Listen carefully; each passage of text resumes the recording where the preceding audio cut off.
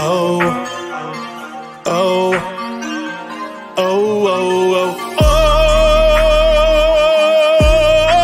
oh, no. I don't need negative energy, wrap me in positive synergy. I have been doubted through life, been there and done that with trifling people who told me my style would not work. I told them they wrong, been struggling too long. This song is for you, I'm proving you wrong. Get out my way, get out my way, get out my way, get out my way. I'm a genuine person. Like, if I love you, I love you. If I don't mess with you, I don't mess with you. It's as simple as that.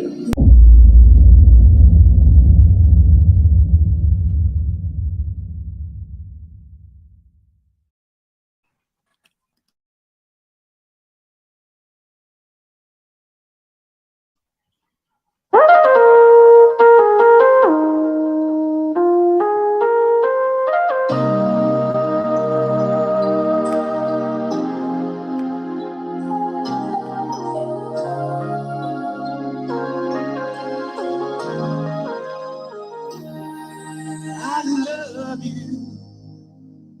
In the night, I'm gonna take it real slow. I understand what you told me, as if I didn't know. I always wanted someone just like you. I really need to hold you. I give the world to you, oh my darling. You know I will. Yeah, yeah, you know I will. I surely will. I will never do anything to hurt you. Wouldn't do what's in the way. I'll give all my love to you. I'll give you every bit of my love, baby. I'm running. Yes, I will. Yeah, my baby, yes, I will. Why don't we just lay down, baby, and hold each other real close? 'Cause I don't wanna rush it, baby. No. And time is what you need to know. I always wanted to love you. You can make all my dreams come true.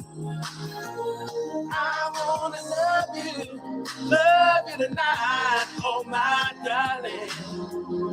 Yes, I do. Right now, yeah.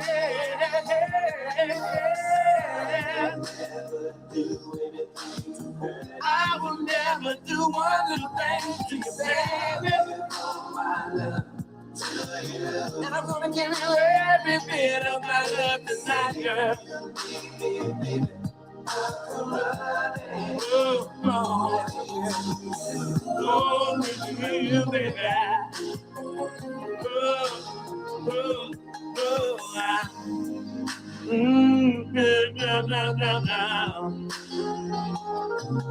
Girl, I've been longing for you, baby, for a long, long time. Girl, let's make love tonight, baby. You make it feel real good, baby. You make it feel real good, baby. Sometimes I get so lonely, baby. And I need somebody I can call all night. I need somebody. You don't know one little thing. I know that you don't know one little thing. Yeah.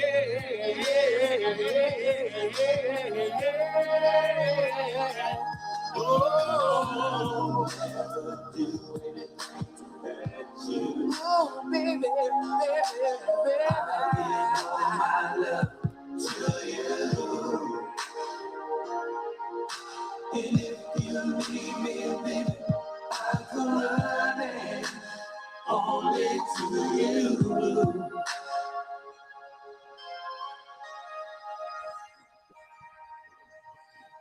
What up, what up, what up, what up, what up, what up, what up, what up, y'all? What's going on, Shay? Nothing much. What's up? What's up? What's up? Man, welcome back. What up, Riri? Hey, how you guys doing this evening? Man, look, we back, man. Let me turn my camera off too. Shoot, we got to get to these scripts, so we're gonna be good. Let me see who up in here rocking with your boy. Who up in here tonight? We got Riri, we got Lady Eugenia. Hello. Let's see here. Who else?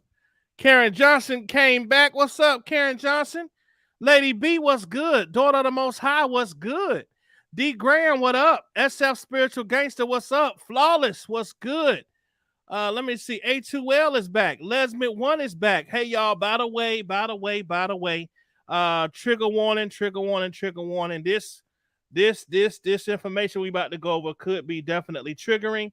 So once we start talking and getting towards the young Queen Jane, just giving you a warning, trigger warning that some of you may be triggered by some of the things that we are going to read on this evening. So just be prepared, please. Miss Mo, what's up? How are you? Ruby is in the building. What's going on? Trigger warning. That's right, trigger warning. Let's see here. Who else? I'm a Queen Newton in the building. We got Vanetta M in the building. We got West Coast Bells in the building. Latrice B, what up? What up? What up? Yeah, man. I had to smooth. All I've been playing is all this rap stuff, man. I said, let me hit them with some Keith Sweat. I know y'all young folk out there. Y'all don't know nothing about no Keith Sweat. But sometimes I gotta, give y'all something. I know Riri don't know nothing about no Keith Sweat. Hey, I knew about Keith Sweat before you knew about Keith Sweat. Shay, Shay ain't even supposed to be up this late, so I know you don't know nothing about no Keith Sweat. Baby, I wish I was with the little wet behind the ears, baby. Now I'm right. I have a son that's about to be 27, so yeah, I know about Keith Sweat, baby. Oh man, okay. We got Pettyville in the building. Pretty Chocolate Girl. Hello, how are you? Let me see who else up in here. Let's see. I think I got everybody. Shirley. We got Wifey in the building. We got Crystal Carlisle. Hello. How you doing, man? Thank you. We do be playing the jams over here. Tears. My Tears is in the building. What's up? Tears OCOV Boss Baby is in the building. Let me see who else. Okay, y'all. LaShawn Davis. What's up, LaShawn Davis? Hello. How are you? Sin Red. What's good? Boss Baby is in the building. What up, Boss Baby? What's good? G Garden, Darden, how you doing? Long time no see. All right, y'all. This 504 girl is in the building. Terrence Howard in the building. Sunday Dollar in the building. Man, some people I ain't seen in a minute. Faith Burris, hello. What's going on, Miss Jersey? How are you? Mertice Balaam is in the building. Okay, Carolina Diamond, thank you so much. I was just in your bushes too, but I did speak to you. I know you was busy, but great live. Great live, Dr. Rogers. Purple, what's good? All right, y'all, let's get to it. So, as y'all know, we are now going to be reading from yesterday. This is yesterday's transcripts, y'all. When I tell y'all that these things have been flying out like so quick, it's amazing.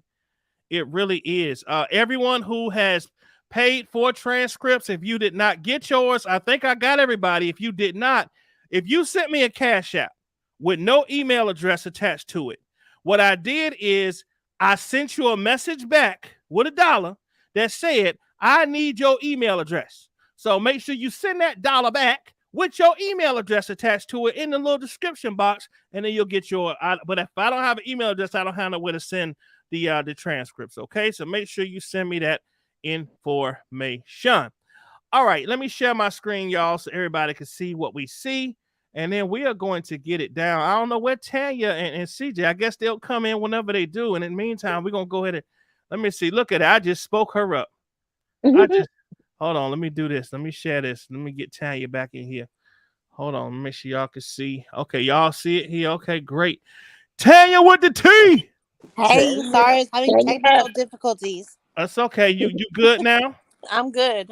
I told you need to trade in that SpongeBob phone, man. That stuff don't, it don't work all the time. No, it don't. It's those Blues Clues links that he sends us. That's what it is. That's what it is right there. That's the facts right there. Y'all silly. All right, man. Well, let's get to this, man. Let's get to this. So, y'all, we're gonna get through this. We're gonna get through a little portion of it. We got about 200 some pages. Obviously, not gonna read all 200 some pages, but we're gonna put a dent in this, y'all. This right here is this is yesterday. This is the United States of America versus Robert Sylvester Kelly, Daryl McDavid, and Milton Brown versus the government, y'all. This is the transcript of proceedings for the trial before the Honorable Harry D.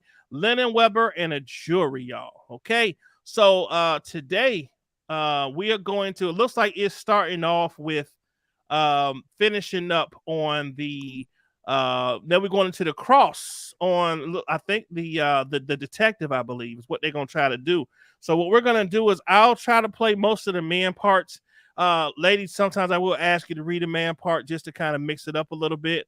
But we're gonna go ahead and get started. So to start this thing off, it looks like it's gonna be so the judge is gonna come in. I can start off as the judge and I'll read pretty much the Mr. Brindley or whatever. As far as the ladies go, when we get to, I'll let y'all know what we're gonna do once we get to it. But let's go. Let me go ahead and get it started. So the court proceedings are heard in open court. The jury is out. Okay, so the jury's here. So the judge starts it off. The jurors are all here, and they're lining up. So they'll be here in a minute or two. So so come to order. I think the first order is Ms. Bonjean will cross-examine Mr. Everett. So let's start off with Riri. If you could do Miss Bonjean, you're doing a cross-examination on Mr. Everett, who is the detective, I believe. Okay. Actually, Mr. Brindley is going to do his cross-examination instead of Ms. Bonjean. Brindley is. Oh, Mr. Brindley. Okay. Well, read if you got. Okay, read Mr. Brindley. I got him. Read Okay. Mr. Brindley. Let me see. Yeah, let's go with that, and then I will. Tanya, I'll let you know. I don't know how the order's gonna go. So actually, Tanya, if you want to, you can read. You can read Mr. Julian. Okay. Read Mr. Julian. That's the. Yeah. Read Mr. Julian, who is the government. Mr. Brindley. Okay, there you go. You can read Mr. Julian, and then I'll tag you in, Shay. Okay. I think she's on mute. Okay, she hear me. Okay, great. So we're gonna start this off. So I'm just gonna be Mr. whatever dude name is, and we're gonna go from there. So Mr. Brindley, go ahead and get started. Judge, I'm going to cross-examine Mr. Everett first today. Okay. Your Honor, this is Jason Julian. Before the jury. Actually, hold on, Shay. Why don't you read the judge? Just read the court. Okay. All right, perfect. Your Honor, this is Jason Julian. Before the jurors come in, there was one thing that I wanted to discuss with you, and it's just a follow-up to what I mentioned yesterday about comments in opening statement. Now, I have the benefit of the transcript, and so me and Miss Bonjean conferred. I don't think she intended anything bad by this. In fact, she told me that she meant for the...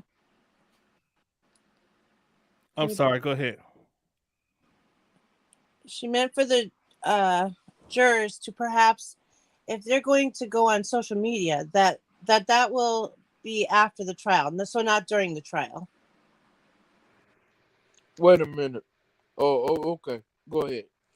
So what we heard yesterday during opening statement was something about the jurors going on social media. What I'm saying is me and Miss Bonjean spoke, and what she meant by that was that they, after the trial had concluded, go on social media. But the way it came out, and I'll just read you the transcript. Miss Bonjean said, I should point out that Mr. Kelly, I'm not here to defend his moral character or defend his sexual proclivities when it comes to the amount of partners he has or anything of that nature, okay? And when you go back to the jury room eventually, you're not going to be asked to decide whether he is a good or bad person. Okay? That's for social media. You can hold those thoughts, and that's something that you can maybe communicate there. So what I'm asking of Your Honor is just to admonish the jurors that they are not to go on social media during the trial. They are to communicate anything about the trial. They're not to communicate anything about the trial, okay? I have. I will do it again after the session. Thank you, Your Honor. I have, and I will occasionally do that. But I did tell them off the bat that they stay off social media. And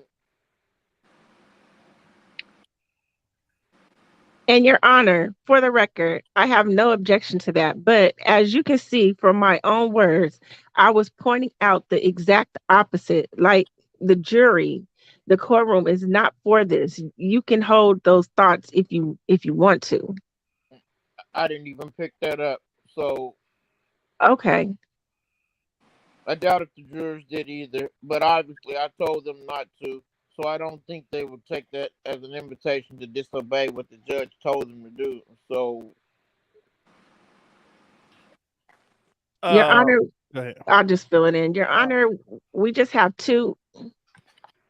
but I will periodically advise them, instruct them again, just in case somebody decides maybe to do that. Your Honor, I have one issue, Judge, if I may. Excuse me. You want to go first? just briefly, we have two issues. Number one, and I talked to the defense counsel about this before this morning, and we anticipate that some witnesses today will ID or be asked to ID the defendants. Given the COVID procedures that are in place, everyone has got a mask. The government would ask, prior to the witness looking around the room, if Your Honor would ask everyone in the courtroom to remove their mask. Is that acceptable to the court? If it's acceptable to everybody else, just don't breathe on each other.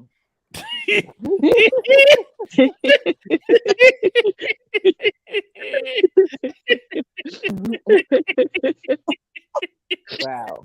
This is fun. We'll try not to do that.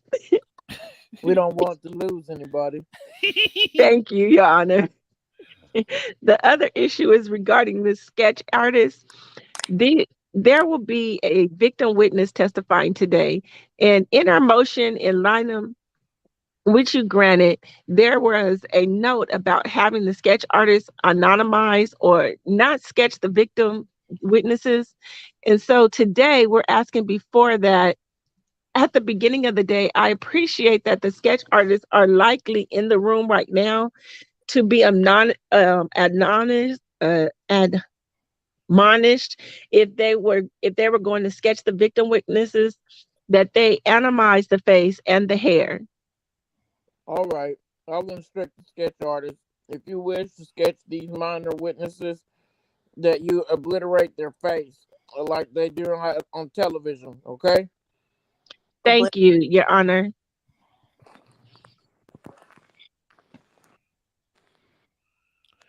Judge, I had one issue. If I may. Yes, go ahead. I talked to the government, and I just wanted to remind the court that some of their witnesses I would be calling in my case. So I'm going to do cross, and then I'm going to go into some open-ended questions instead of recalling retired Officer Everett. I'm sorry. Go ahead. I'll be asking him questions. Judge.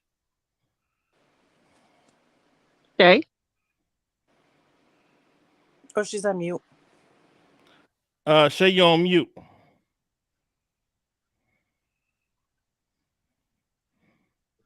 I'll jump in. Is that acceptable? I'm ready. Okay, go ahead. Is that acceptable? I would hope that we would do so just to move the case along, so you don't have to recall witnesses, so that all the parties, the defendants in this case, would be able to go beyond the direct examination to complete the testimony of a particular witness. Does the government object to that? No, we discussed it. That's acceptable, Your Honor. Fine. Sorry. It's okay. Be Miss Judge. I'm also going to very briefly talk to one CPD officer, Everett, and then one federal agent about the process of discovery and disclosure, not for the purpose of suggesting that the government hasn't given us something. I understand that, and I'm not going into that. It's just to briefly educate the jurors about how the defense learns about the evidence in the case. As long as you don't indicate that there was any violation of discovery, you can do that. Presumably, as long as it's relevant, you know. Anything else? That's it. Thanks, Judge. All right. See if they're ready. Jury is in. Please be seated. Detective Everett may resume the stand for cross-examination.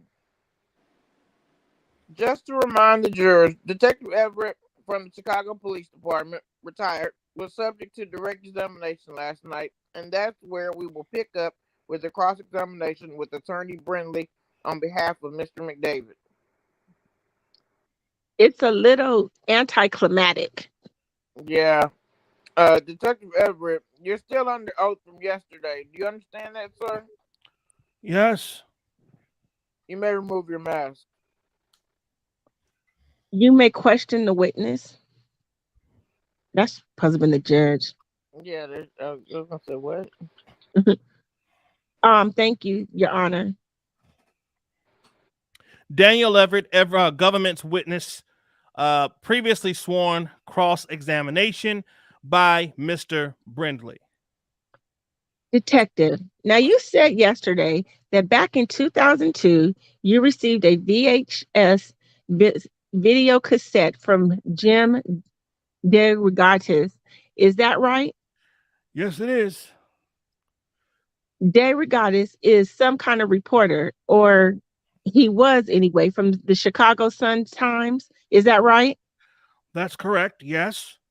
Okay. So in 2002, some 20 years ago approximately, you watched that VHS video, right? Yes, I did. Okay. Now you testified yesterday, that Monday, this week, Monday, August 15, 2022, that you witnessed the video that the government provided, right? Yes. Okay. So there has been some 20 years approximately between the time that you watched Jim DeRogatis VHS cassette and the time that you watched the video provided by the government, right? Yes. Now, you said that the video that you saw yesterday, you recognize the content as being the same as what you had seen 20 years ago. Is that right? Yes, it is. Okay. Now, we just established that I just want to be clear that what you got from DeRogatis was actually a physical cassette tape, right? It was a DHS tape. Yeah. No. What you got from Jim DeRogatis himself, a VHS, you mean, right? Yeah, VHS. Okay. So you got a VHS cassette tape from Jim DeRogatis, and it had to be put in a VCR in order to watch it, right? Yes. What you watched with the government on Monday, and then again on Tuesday, Monday and Wednesday was a disc, right?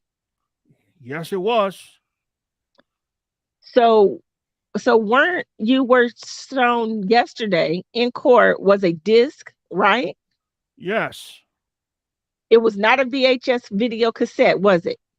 No, it wasn't. Okay. And you do not know specifically when the disc you saw this week was made, do you? No, I don't. Okay. And you do not ever get you did not ever get the opportunity to watch that disc that you were provided and then watch the VHS video cassette in the VCR to determine if they were indeed exactly the same, did you? No, I did not. Okay. And so you do not know if there is a difference in the terms of exact amount of time between the disc that you were shown and the VHS video cassette that came from Jim DeGoddess, correct? It's Derogatis, just so you. Derogatis? Okay. Derogatis, yeah. Derogatis. Okay. Yeah. Okay. Thank you. Well, I'm sure I understand your. I'm not sure I understand your question. Well, there's a time duration for each video. The tape that you got back 20 years ago and the disc that you saw this time, right? Yes. Yes. Okay. And you didn't have an exact running time from the VHS Derogatis video. You didn't have a running time memorized for 20 years, did you? No. Okay. So when you watch the disc, you don't know if the running time on the disc is exactly the same as the running time on the Derogatis video, correct? I'm not sure what you mean by running time.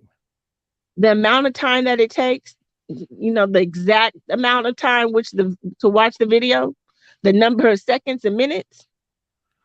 Okay. I don't know exactly. No. Okay. You don't know whether there are any differences in pixelation, for example, the number of pixels in the video on the disc you received and the VHS test from Derogatis. You don't know if there was a difference like that, do you? No, I don't. You don't know if if there are differences in resolution between the disc that you received and what you saw on Derogatis' tape, do you? No, I don't. You don't know if the video disc that you were shown now has enhanced in any way from whatever videotape that you saw from Derogatis 20 years ago, do you? It did not appear to be, but no. Technically, you don't know, right? No. And you don't know the disc that you got. You don't know how many times the content on that disc has been copied and recopied before you saw it, do you? No, I don't. Okay. And so you don't know if there are any differences between the electronic content of the disc that you saw this week and the VHS tape that you watched 20 years ago, do you? No. And in fact, detective, you do not know. Well, let me ask it to you in a different way.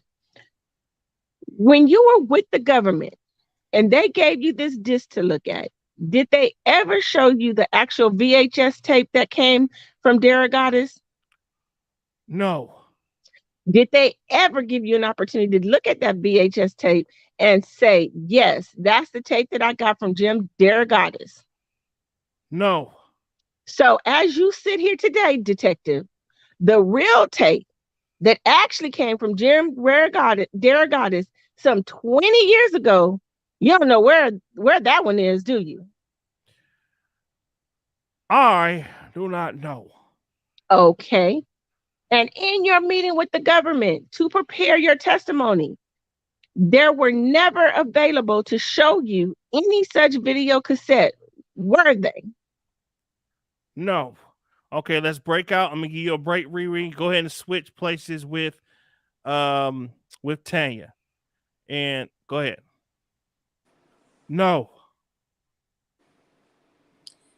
Okay, now I'll talk to you a little bit more about some of your interactions with the family of this individual that we are calling Jane for our purposes here in court. So what happened was, as I understood it, you got an anonymous tip, right? An anonymous call was made. Yes. Okay. And what that means is somebody called and made an allegation about Mr. Kelly and some underage girl. But the person who called didn't want to leave their name, right? Right. Okay. And so based on this nameless allegation, you did your job, which was to go out and find out if there was anything to it, right? Yes.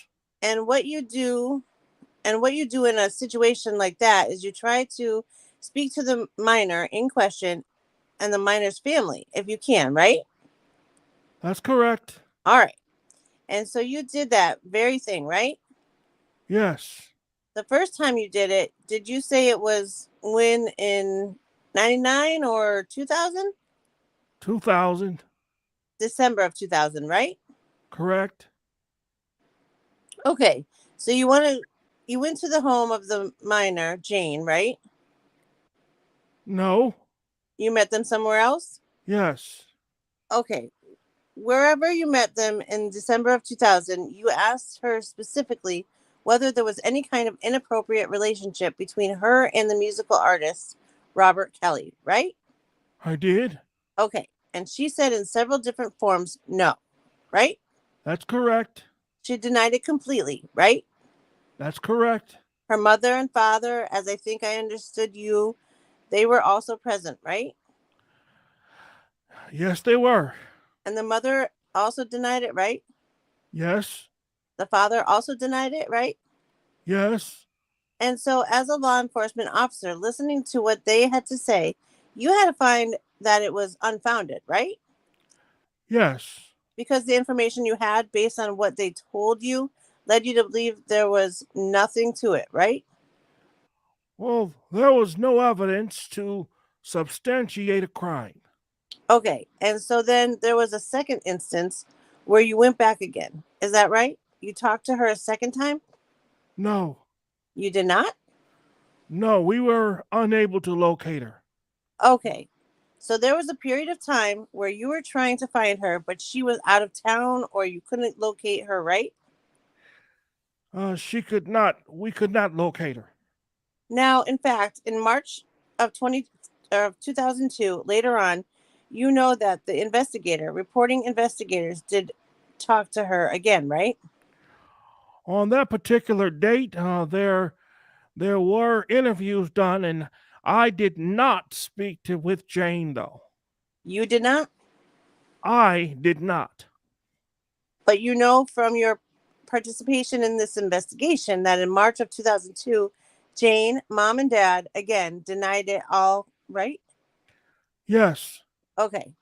They denied that it was her or it could be her on this video that came from Jim DeRogatis. Is that right? Yes, they did. Okay. They Sorry. did, yes. Could you read Brindley, I believe it was it Shay that switched you out with? Cherie. Oh, Riri. Riri, if you could read Mr. Brindley. Okay. Okay. At this time, Your Honor, I have no further questions for Detective Everett. Miss Bonjean. Miss- So Yes, go ahead. yes, Your Honor. I have a few. Cross-examination. Good morning, Detective. Good morning. When you were working on this investigation, you were working with the Chicago Police Department, right? Yes, I was. You were a Chicago police detective, correct? That's correct. You weren't a federal agent, correct? No, I was not.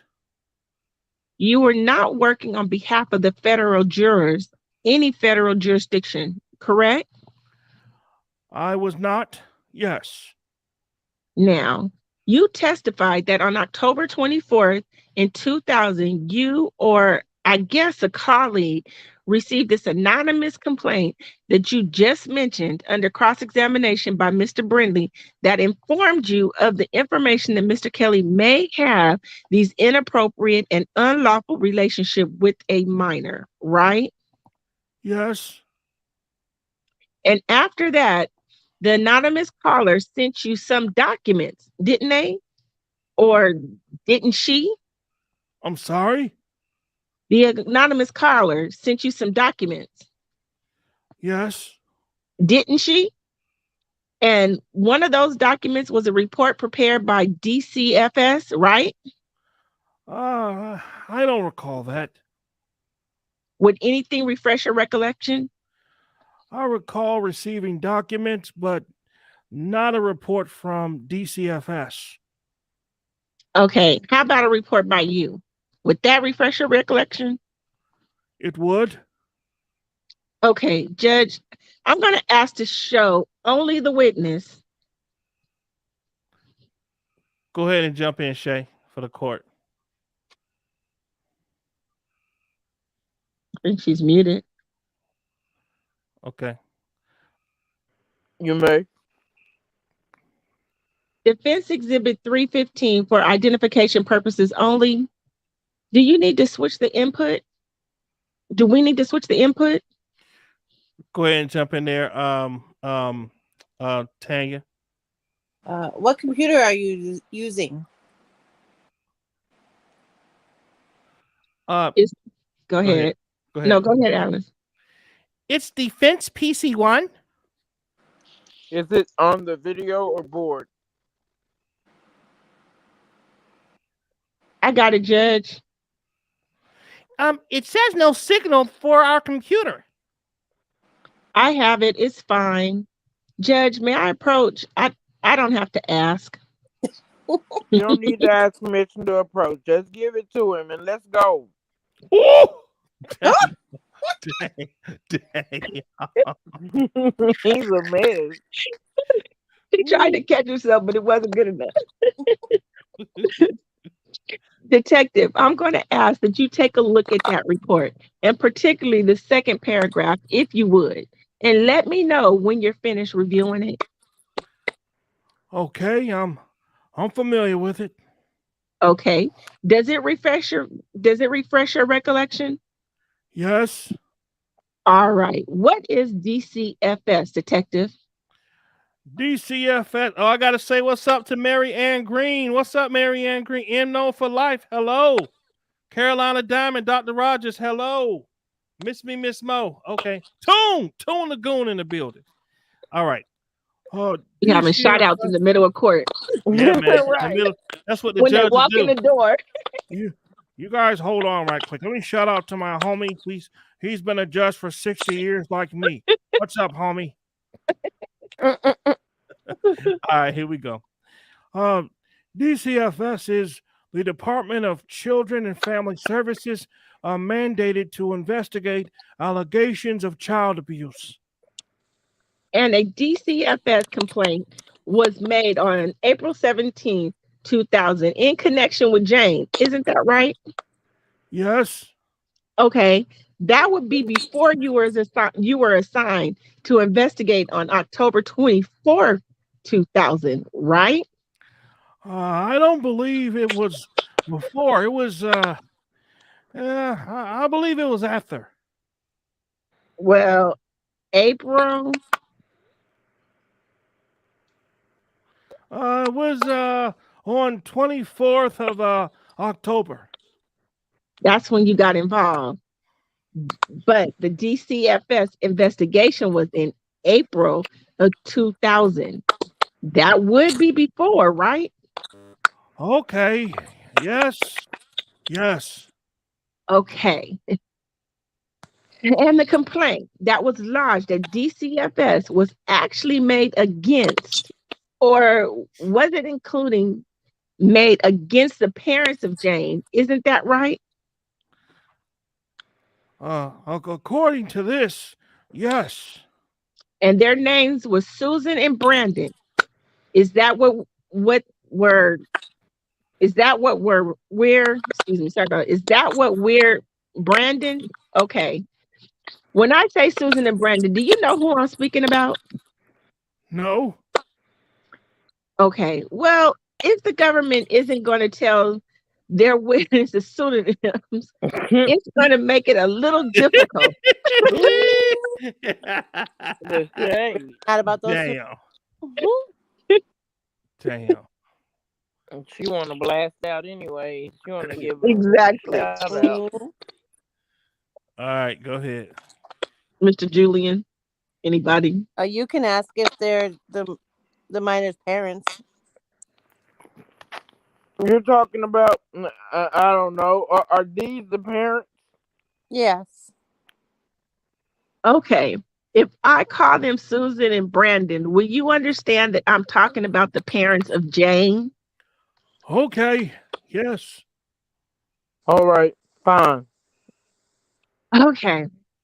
And this DCFS complaint that was lodged against Susan and Brandon was a complaint that they were knowingly allowing their daughter to engage in sexual relationships with her 33-year-old boyfriend. That was the complaint, correct? That's what I believe, but I was not a member of DCFS. I'm not sure what their exact intentions were. That's not what I'm asking. You became aware of the allegations that was lodged against the parents in April of 2000, right? Yes, I did. And it was after the allegations in October when you interviewed Jane, right? Yes. And you also interviewed the parents, Susan and Brandon, right? I did. Now, did you call them up and say, I'd like to interview you? Or did you just show up? And how did the interview come about? I believe I called them. Okay. I mean, it was our policy to arrange. Hey, somebody got a crackling noise in the background. I don't know if you're not speaking. Let's mute. I hear that crackling noise is killing me. Okay, it went away. Our policy to arrange interviews, make an appointment. And I believe we called them. I'm not absolutely certain, though. And when you raised this issue with them, they weren't shocked that you were inquiring about this, right? No. And you found them uncooperative? Is that correct? Yes. And Susan and Brandon, they told you that it was already being investigated by DCFS and was unfounded, correct? Yes, they said it's been investigated. And you also concluded that it was unfounded, right? Yes. Did you conduct any other investigations after that? At some point we did, yes. Did you speak to a Stephanie Edwards or someone named Sparkle? Yes. And did you do that before you unfound the allegations or after you unfound the allegations? That was after I unfounded this investigation. Okay, so I want to focus on what you did before you unfound this allegation, okay? Does that make sense? Okay, but before we unfounded this investigation, there was very little, if any, contact with anybody. I understand. And I'm going to ask you about that, okay? Did you speak to Sparkle before you unfound this investigation? Not before I unfounded this investigation, no. Okay. Did you try to interview Mr. Kelly before you unfound this investigation? No. Did you do any investigation other than talking to Jane and the parents prior to unfounding this allegation? No. Did you make a note anywhere in your records, as far as you know, in which you indicated that you had suspicions or you didn't believe the parents or anything of that nature? I did not. Okay, let's do a switch. You did a great job, Riri. Let's switch out. Let's have Shay go ahead and read Brindley or whoever this is right here, the government. No, this is Bonjean. Have Shay read Bonjean. If you could fill in with the judge, Riri. Tanya, okay. Yep, and then Riri, I'll have you buzz in whenever they have little extra stuff, and gotcha. We'll do it the way. Okay, so I'll say, I did not. And fair to say, I'm sorry, Bunty. And fair to say that before you unfounded the allegation, it was a single interview with Jane and her parents, correct? Correct. How long did that interview last, by the way? Approximately a half hour, 45 minutes. Now, fast forward to February 1st, 2002-ish. This is when you came into possession of a video that was provided by a reporter, right? Yes. And this is the video you have no idea where it is at, right? I don't. And it's a video you haven't looked at, correct? Recently, anyway. No. Now, are you able to tell us Yeah, where it Shay, is? Shay, it's your phone got that staticky, scratchy sound. People saying they have a hard time hearing you. Okay, so it's mine. I'm gonna go out and come back in then. Okay. Okay. All right, we're gonna let her go out and come back in.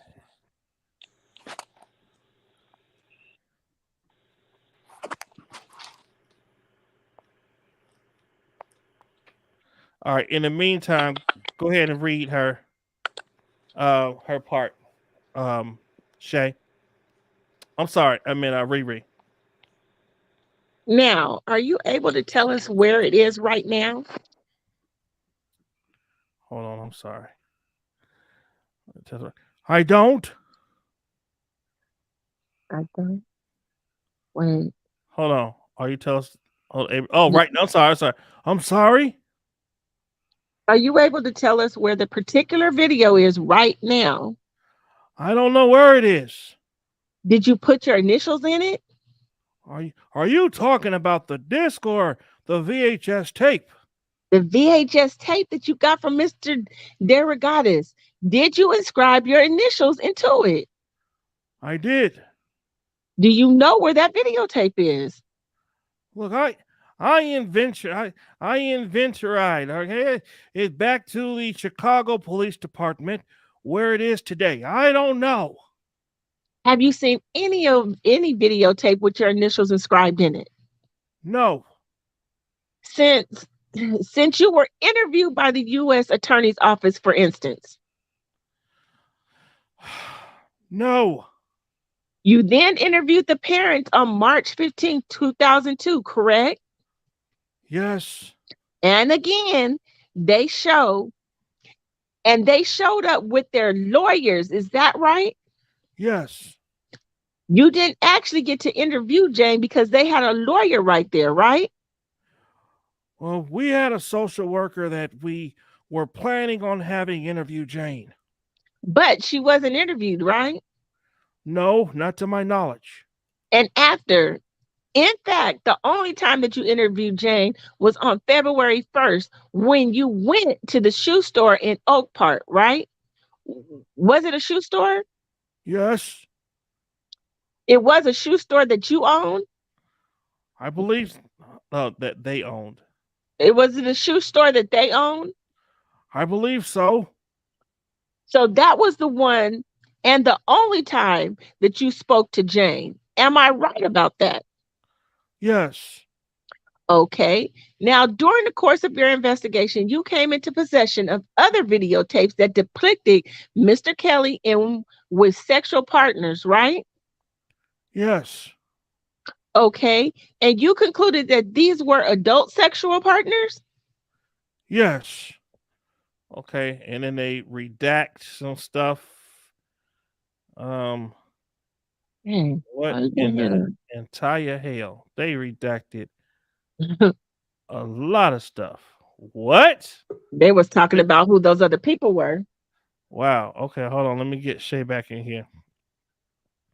All right, Shay, you back. We're gonna continue this flow right now with Riri. We're gonna come back to you, okay?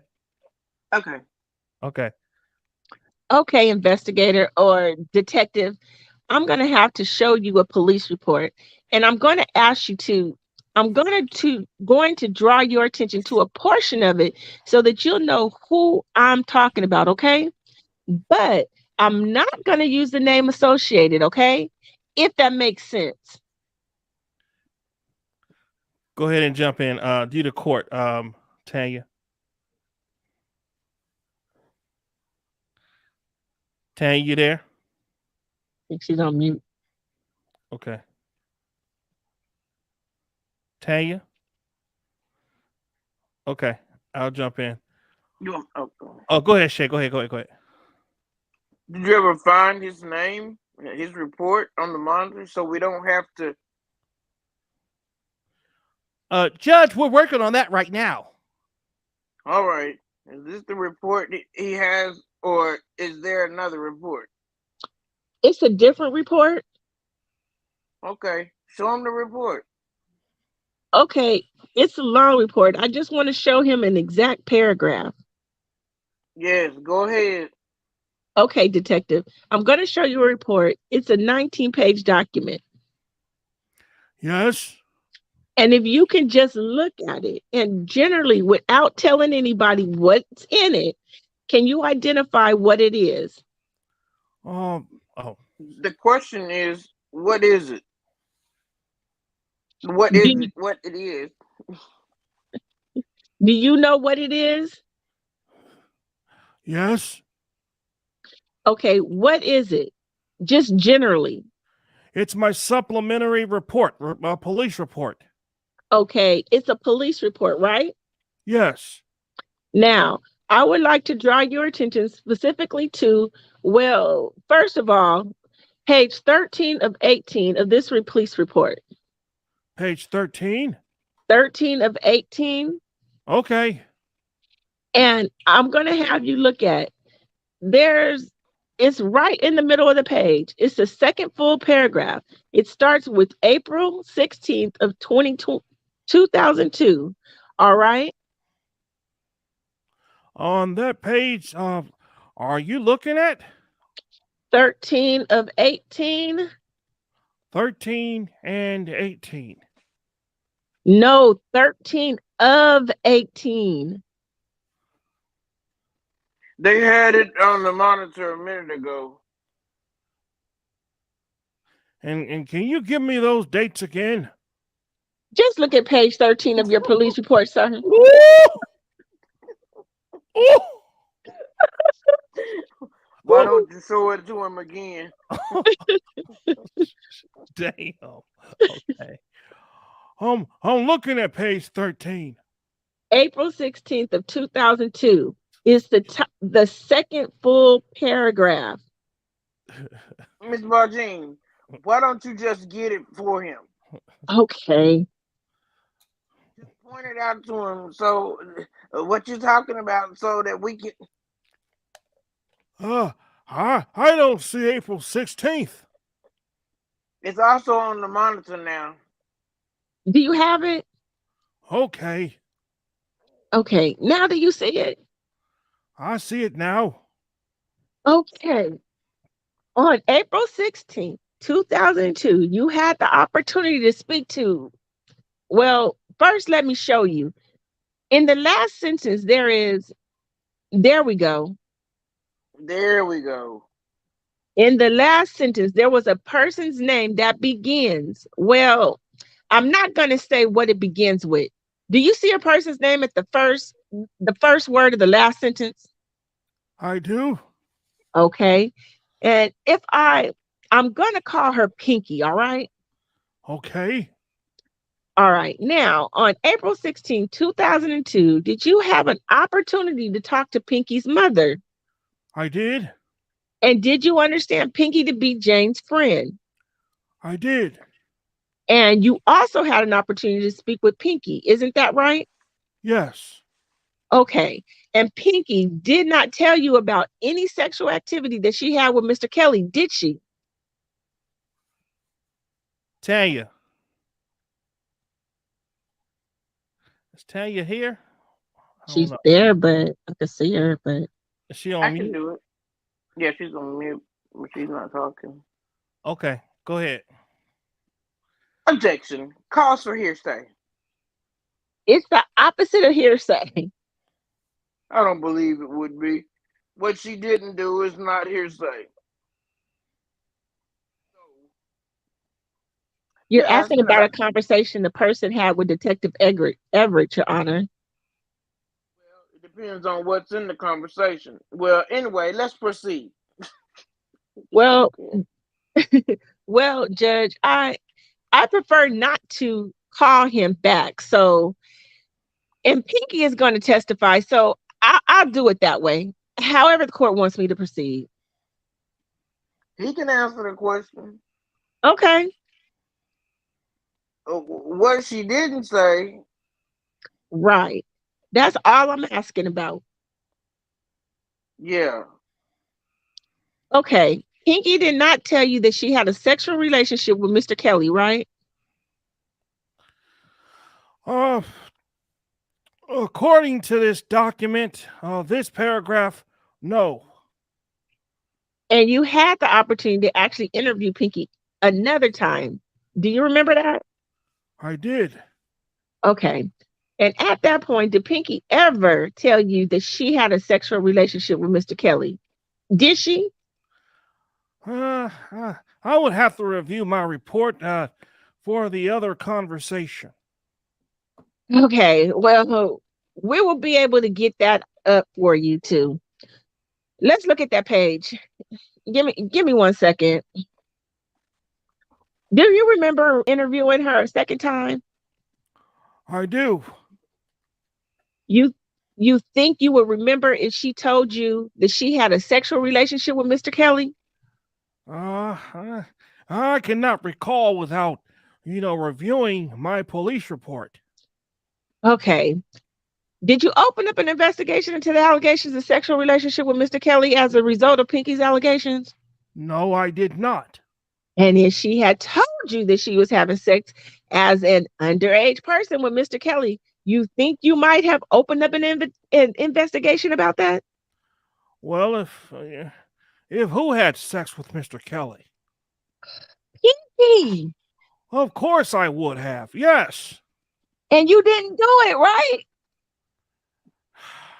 No. I'm going to ask you to look at the screen. I don't think it's... And when you're done reading the paragraph, will you just let me know? Okay. The purpose is for refreshing his recollection. Right. Okay. Let me know when you're finished, detective. I will. Just to clear the record, this is being admitted not for the truth, but on what caused him to do or not to do something. I'm finished reading it. Okay, detective.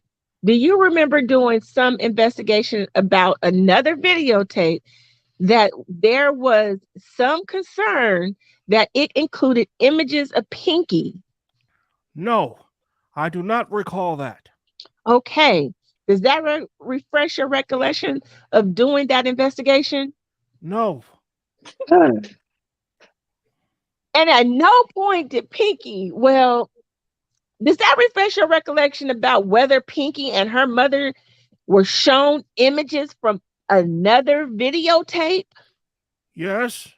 Okay.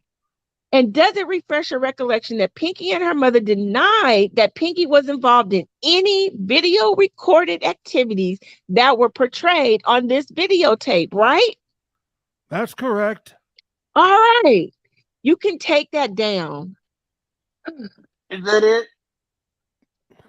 It is, Your Honor. Miss Judge, do you wish to ask questions? Thank you, Judge. Cross-examination by Miss Judge. So I guess you can go ahead and switch into Tanya. You back? What happened to Tanya? Hold on, y'all. Let me make sure she okay. Let me call her right quick. Let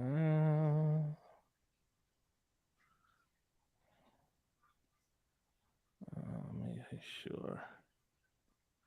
Yeah, okay. Let me call her real quick. Hold on, y'all. Okay, so this is a question by Miss Judge. Okay, so you could do Miss Judge, Riri, and since you went from or Shay, you can do Miss Judge, and then Riri go and do the court. Yeah. Okay. Okay. All right. You want me to go ahead and start now, or you want to wait till you talk? Hold on. Let me. Maybe her connection might have got lost because she's not answering. So let me just take her down. Okay, maybe she'll come back in once she. I don't know. Okay, let's continue. All right, so go ahead and ask me questions. I'll still remain old dude. Okay. Okay. When you testified yesterday, you talked about Mr. Kelly's residence located at 1010 George Street. Do you remember that? Yes, I did. And you were shown photographs of that residence. Yes. Can you tell us, did you go to each floor, each level of the house when you visited? I do not recall if I went to each floor. I know I went to more than one level of the house. Can you tell the jurors how many levels were in that house? Oh, I don't recall that. At least a minimum of two. Do you remember if it was a large or small house? I have no idea. Oh, wait a minute, you skipped the part. Oh, it was a mid-size, I would say. Do you know how many square footage or how many square foot? I have no idea. You talked earlier about receiving a videotape from Sun Times reporter Jim DeRogatis, correct? Yes, Can you describe how that took place? Not like physically. Did you physically get the tape from Jim DeRogatis? yes, I was assigned to the Special Investigations Unit, and our commanding officer contacted myself and my partner and informed us that he had received a phone call from Jim Derogatis of the Sun Times, who was given a VHS tape by it was dropped off. It was an anonymous person who dropped it off and then, went to the Chicago Sun Times and met with Mr. Derogatis. We went and met with him at the Sun Times and who turned the tape over to us. So Jim DeRogatis was in possession of the tape and he handed it to you, correct? Yes, yes. Thank you. Throughout this investigation, despite the fact that Mr. DeRogatis was in possession of that tape, you never started an investigation or arrested Jim DeRogatis for possessing child pornography, correct? I did not. You've Damn. looked at it. You've looked at it today, a couple of reports that you've written in preparation or throughout your investigation, correct? Yes, I did. Do you recall how many reports you wrote about this case? Not exactly. No. It was quite a few. Quite a few, and it was quite a few years ago too. And so I know I'm asking you, but you understand the purpose of writing reports for investigation that you conduct, right? Absolutely. Yes. And you understand that the purpose of it is because those reports are going to be used sometimes in a situation like this where there's someone is on trial. Yes, possibly could be. Yes. And those reports are going to be shared with the prosecutor if there was a prosecutor who pursues the case. Yes. And then those reports are oftentimes come to the defense Yes. and were used in a case like they were this morning, correct? Yes. Do you remember how many employees of R. Kelly you interviewed, if any? Uh, I would say none. Did you learn of any employees of R. Kelly during your investigation? Yes, we were given names and various employees by other witnesses that informed us that they worked for Mr. Kelly. Was one of those witnesses named Cheryl Cobb? I'm sorry? Was one of those employees named Cheryl Cobb? Yes, it was. And how about an employee named Camille? Yes. Do you remember what Camille's job was? No, I don't. What was the last, if you recall, when did you stop this investigation, or when were you last involved in this investigation? Hold one moment, y'all. Let me see. Oh, there's CJ. Hey, CJ. Hey guys, I'm sorry, I took a nap. Okay. Miss California had to take a nap before she could come in. I sure did. Sure did. All right, go ahead, Shay. Oh, I asked about or when were you last involved in this investigation? Oh, after Robert Kelly was arrested. In what year? 2002. CJ, you can come in. You can play Miss Judge. Okay. Thank you. I have no further questions. Redirect any? Riri, Mr. Julian. Okay. No, Your Honor. May the witness be excused? You can step down. Thank you. Call your next witness, please. Witness excused. All right, and then Your Honor, that's Miss Appeting. So go ahead and read her, CJ. Your Honor, the government calls Matthew Holzer. Sure. Please raise your right hand. Witness sworn. When you testify, you may remove your mask, sir. Thank you. You may question this to the witness. Thank you, Your Honor. Matthew Holzer, government's witness, sworn. Direct examination by Miss Appenting. So Good go morning. ahead. Okay, there you go. Okay. Over here. Good morning. Hi. Can you please state and spell your name for the court reporter? My name is Matthew Holsizer. Last name is Hulsizer. Thank you. In what city and state do you live? I'm from Wintika, Illinois. Sir, how are you employed? I'm self-employed. And in what business and in what industry are you working in? I work in technology and finance industry. Directing your attention to December of 2001, did you purchase a home then? I did. And what was the address of the home that you purchased? 1010 West George Street.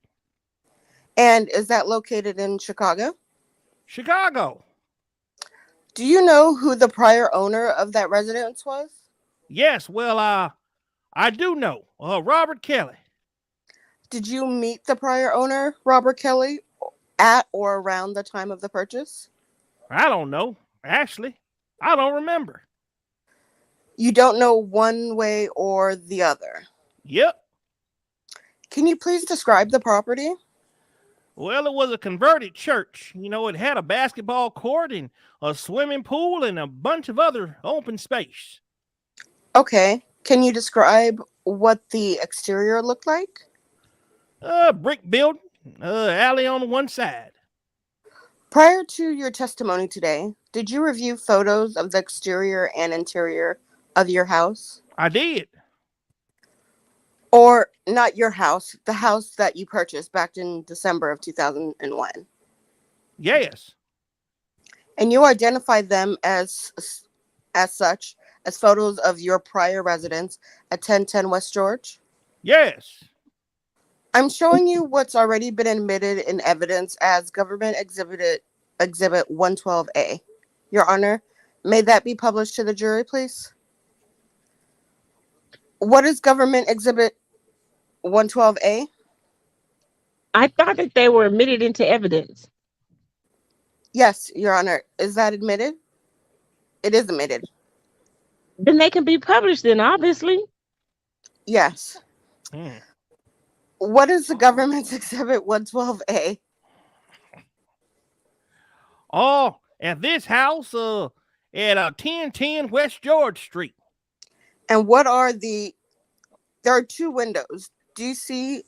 Hold on one moment. My cursor pointing here. What is behind these two windows here? What rooms?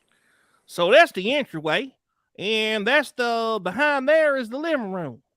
And this is the front door here, the green door? Yep. Now, let's talk about the inside of the home. Can you please tell us about how many floors and rooms were in the house? So let's see. There's 3 bedroom, bed.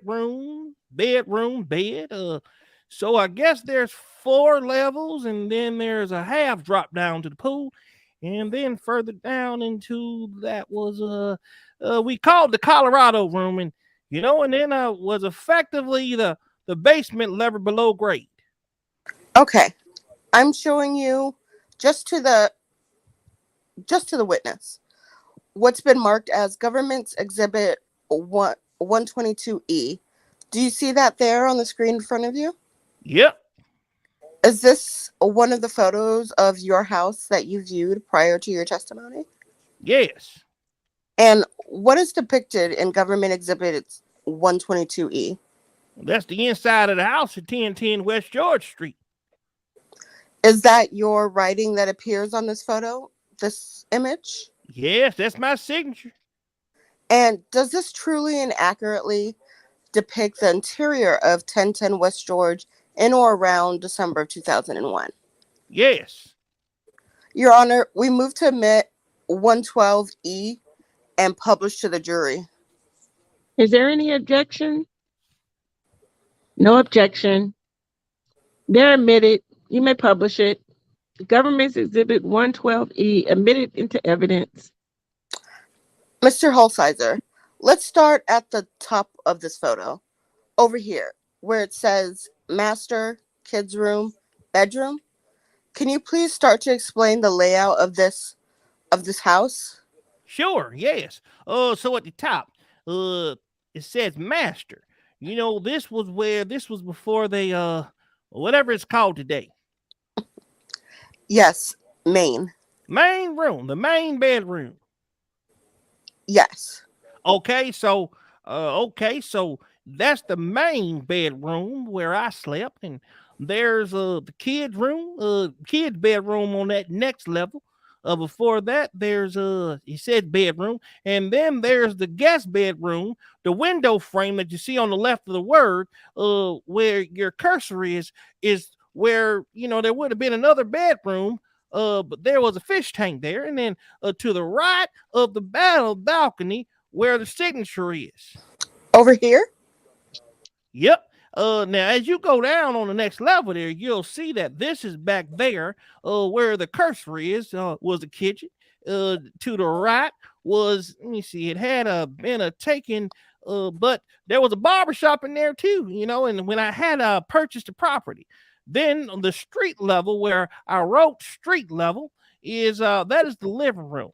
And to the left, where there's a labeled pool, you would drop down and about 3 to 4 steps to the pool. And then there, where you would drop down a few more steps, you know, it would take you through, you know, what was effectively, I would say, maintenance room or the storage room, and some electronics were in there.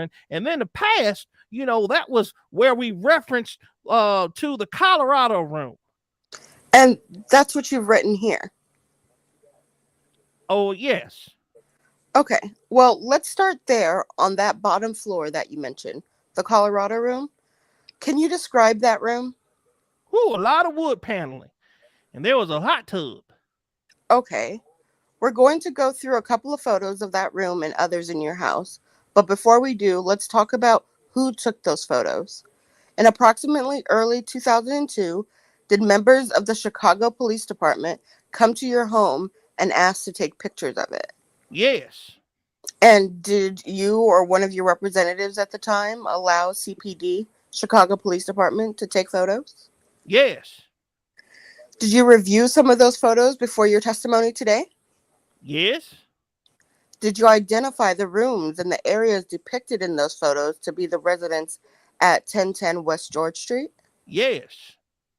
Do those photos truly and accurately depict the interior of 1010 West George at the time of the purchase in 2001?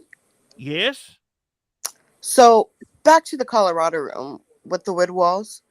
I'd like you to take a look at, there's a packet in front of you. Government Exhibits 12D, F, G, H, I, J, K, L, M, N, Q, R, S, and T.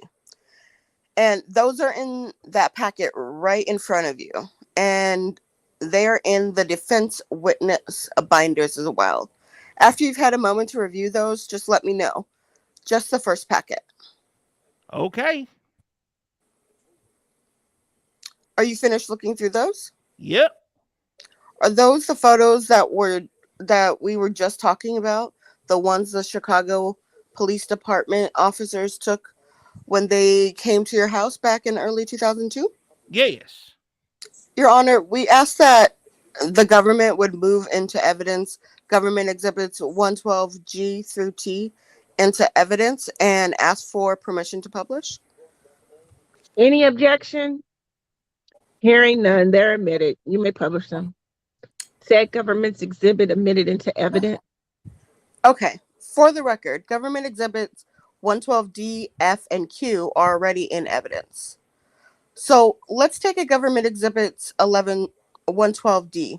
Do you see that picture up there on the screen in front of you? All right, let's go and give you a break. Let's go and switch out. Bring Riri in to read Miss Appleton. Okay. Yes. Okay. We were talking about the Colorado room, as you mentioned, and as you call it, the room in the basement of 1010 West George. So what is depicted here in 12D?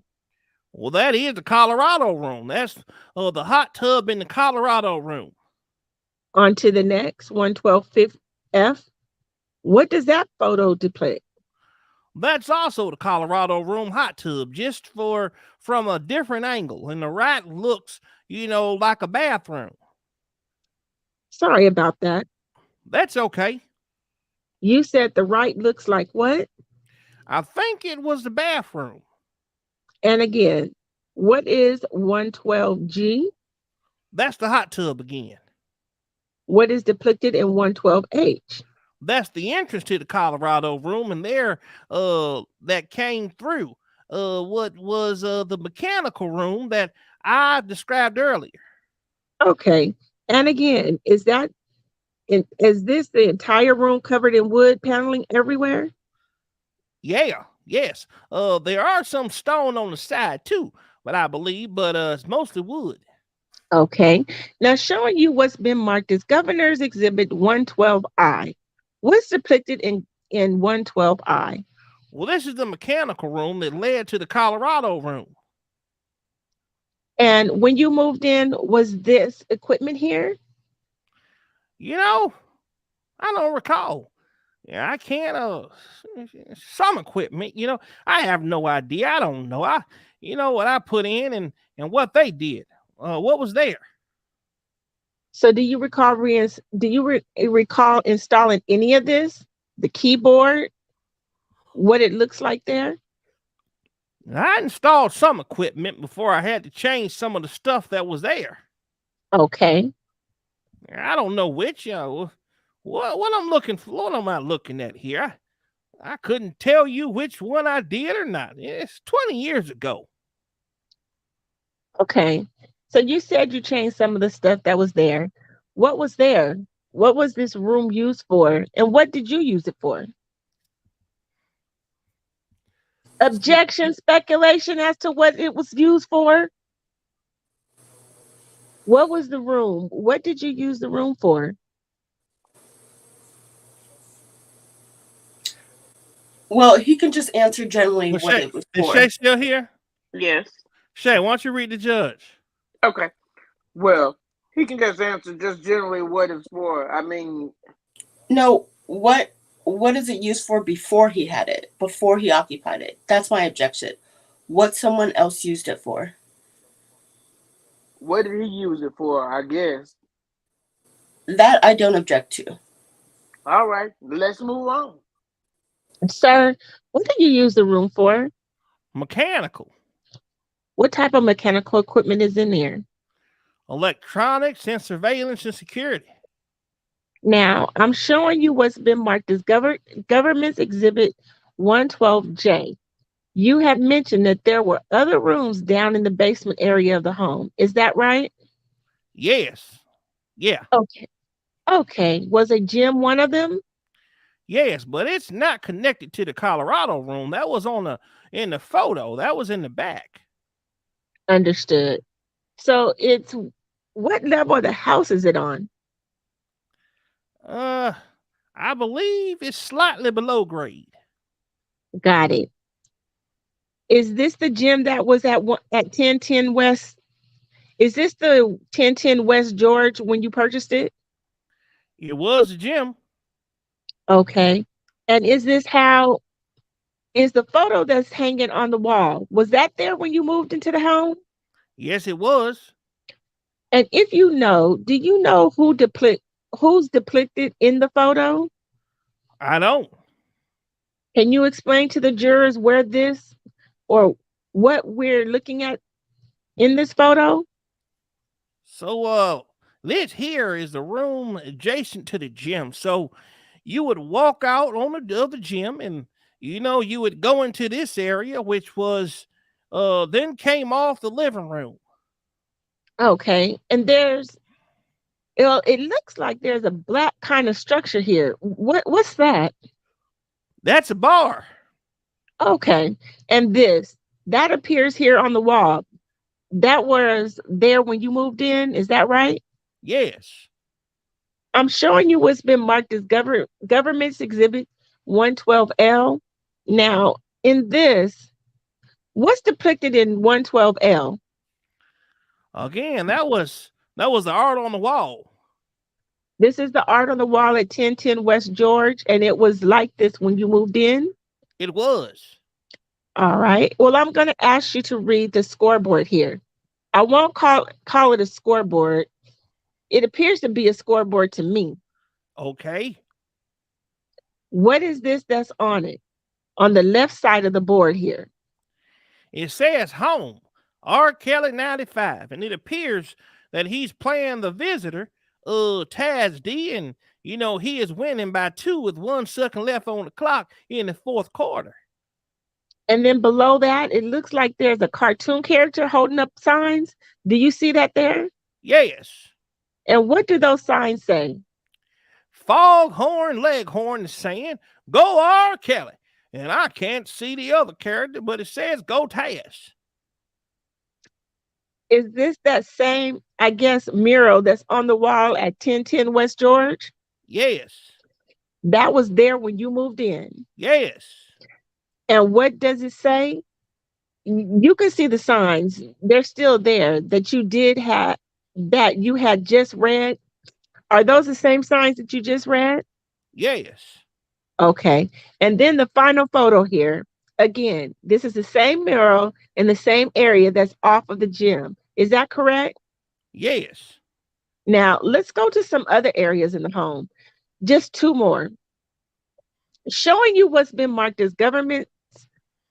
It's already admitted into evidence, but 112Q. Actually, all of these are in evidence. What is government exhibit 112Q? Oh, that's the main bedroom. I'm showing you what the government's exhibit 112 are. What is depicted here? That is the main bedroom as well. Well, that's the 180-degree turn from the last photo to looking out on towards the stairwell. So those 2 windows that were in the other photo, those look out over the inside of the home. Is that correct? Well, the other 2, no, they're looking out into the alley.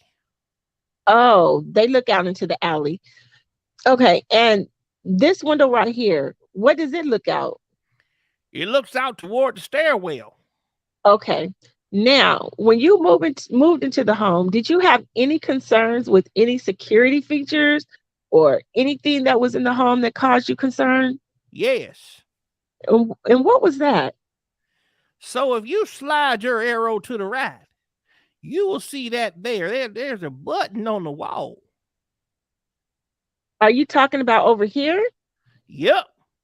And in order to exit the bedroom, you had to push that button to release the lock on the door. So we had to disable that. Oh, hell no. Right. Okay. Whoa. Right. Flag. So it's true. So maybe Andrea was locked up in the bedroom. And maybe Okay. what's her name? Sonya was locked into the damn room. Mm-hmm. Well, was Sonya in the master bedroom or was she in some other room? You She never was know at how the many rooms he studio, had. but he can have them Right. buttons in there all over. Yeah. He It had looked like rooms he everywhere was. because he had girls stored everywhere in the studio and different homes. Wow. See there? Man. You moved out and didn't even take your evidence with you. You see what I'm talking Y'all, about? Just sloppy. listen. Right. This right here solidifies them girls saying they was locked in the rooms and couldn't get out. Exactly. He probably had the cameras looking at him from the fire. Well, he had the fire stick. The smoke monitor had secret cameras in it looking down on them. That's probably Yeah. how. That's probably where they were watching them to make sure that what they were doing. Yep. not They sneaking didn't out. know it. They thinking they was actually smoke detectors, and they sitting up in there, no smoke detector with just cameras on them. That's sad. Could have got Yeah, Dang. burned up in there. that's true. And then they couldn't even get out because they didn't have no way out the Yeah, door. yeah. That's why they could have got burned all the way up in And there ain't no because they way ain't in got no hell they smoke knew about the detector and locked doggone panic in. button. Ain't no way they knew about the None, panic button.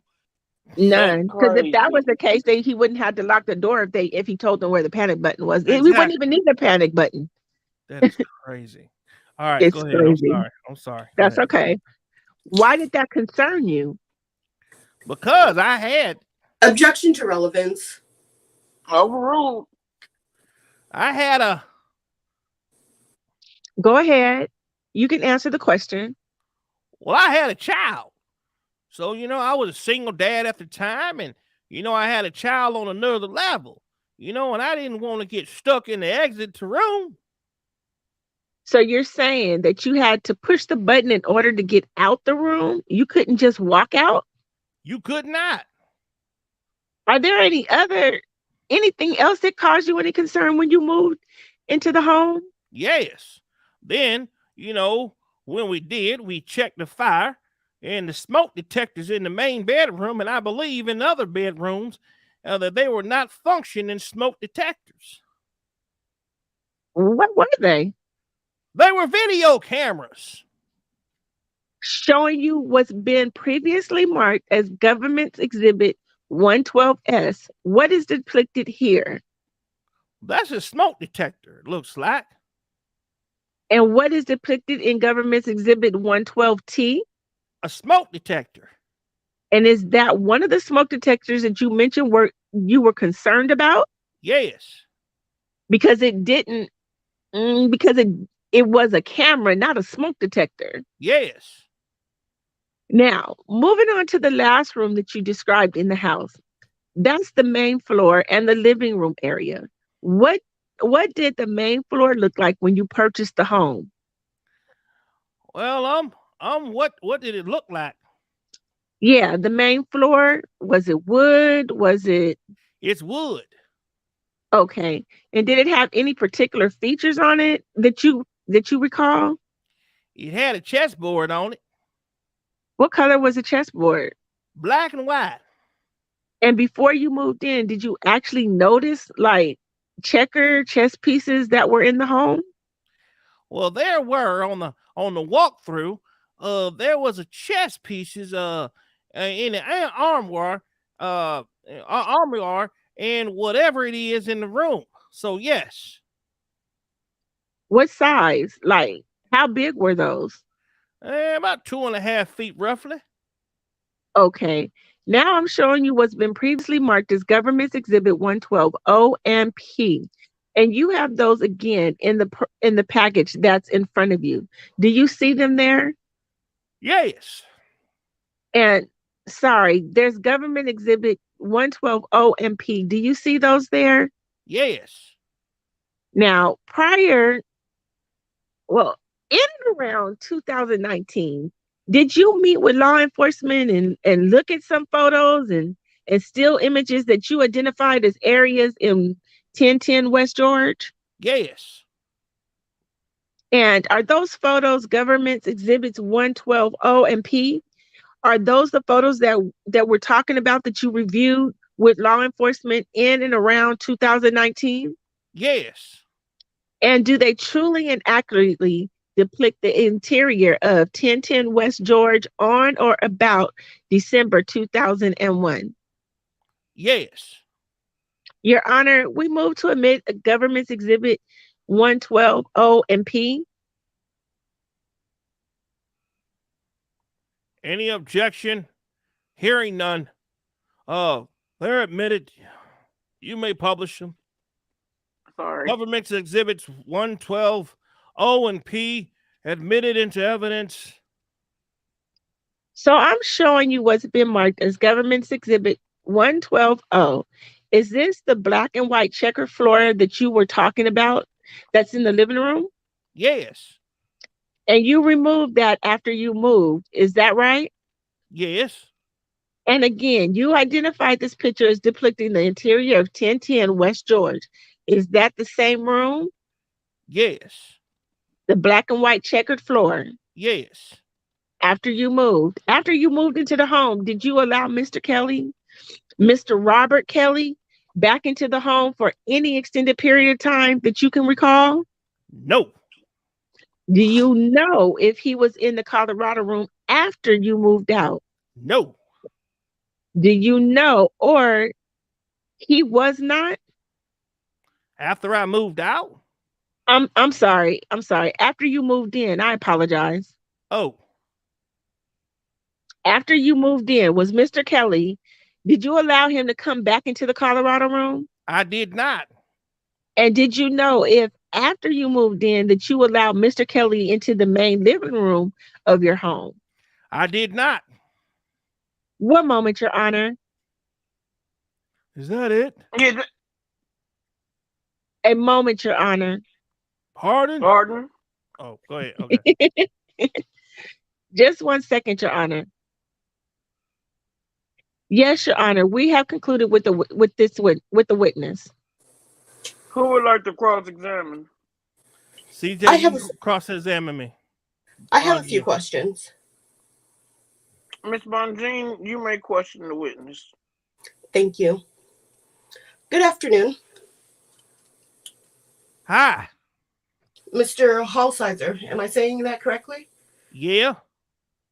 Okay. The pictures that you were looking at were taken in and around, 2002, right?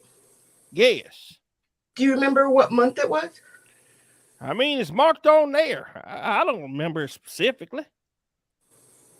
Okay. This is when Chicago Police Department came and asked your permission to photograph the residence, right? Yes. And do you recall how long you had been living there when they asked to do that? It's 20 years ago. I mean, I was there for some period of time. I don't remember exactly. Fair enough. Now, 112Q, you identified as the main bedroom. Do you have it in front of you? Yes. And that was decorated with your furnishings, right?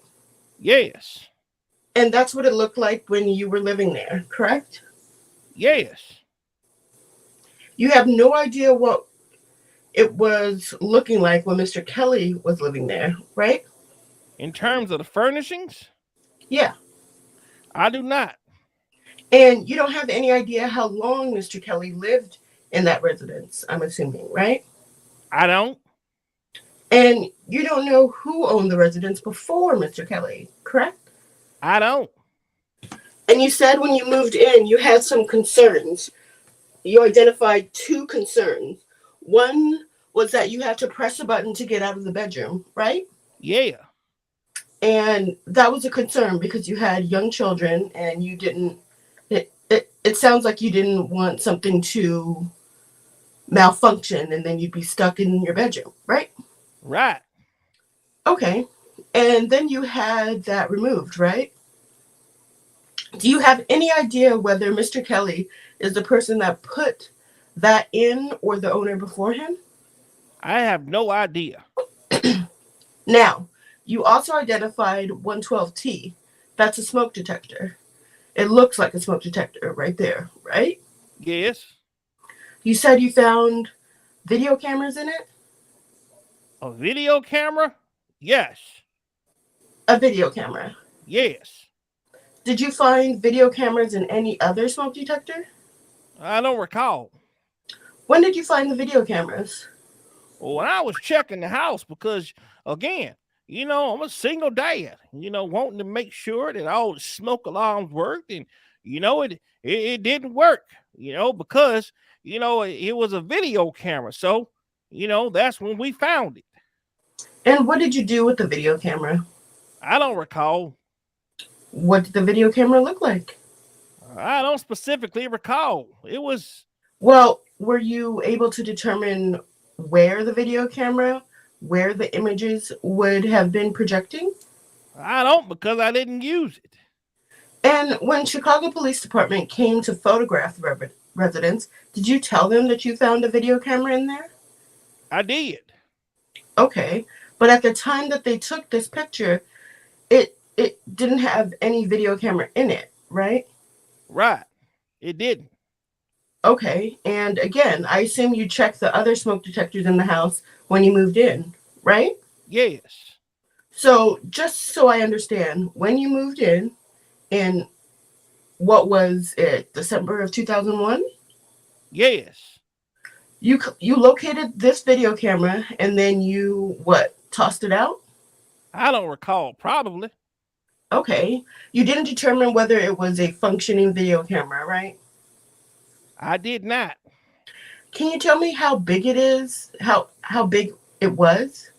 Small. Okay. And do you remember whether it was operable or you could determine whether it was operable? I could not. Did you determine whether there was any images on it? No. Okay. And sir, back in, let's see, I guess January of 2019, you called a hotline, didn't you? No. Were you ever aware of a hotline to call in January of 2019 to give information about Mr. Kelly and anything like that? No. Okay, so after the police came to your house in 2002, I guess was the last thing that you understood about Mr. Kelly. Is that right? All right, let's go ahead and switch out. Thank you, CJ. If you would, Riri or Shay, I think it's your turn. Yes. Go ahead and read. Who is that? Bon- Who is Bonjean? Go ahead and read Bonjean. You want me to be the court? Yes, please, Riri. Thank you. Okay. Yes. Okay. And the government asked you whether you were ever gave access to Mr. Kelly to the Colorado room. Mr. Kelly didn't ask for access to the Colorado room after he left, did he? No. I have nothing further. Mr. Brennan? Nothing, Your Honor. Okay. The court, Miss Judge. Miss Judge? Nothing, nothing, Judge. Thank you. Redirect? None, Your Honor.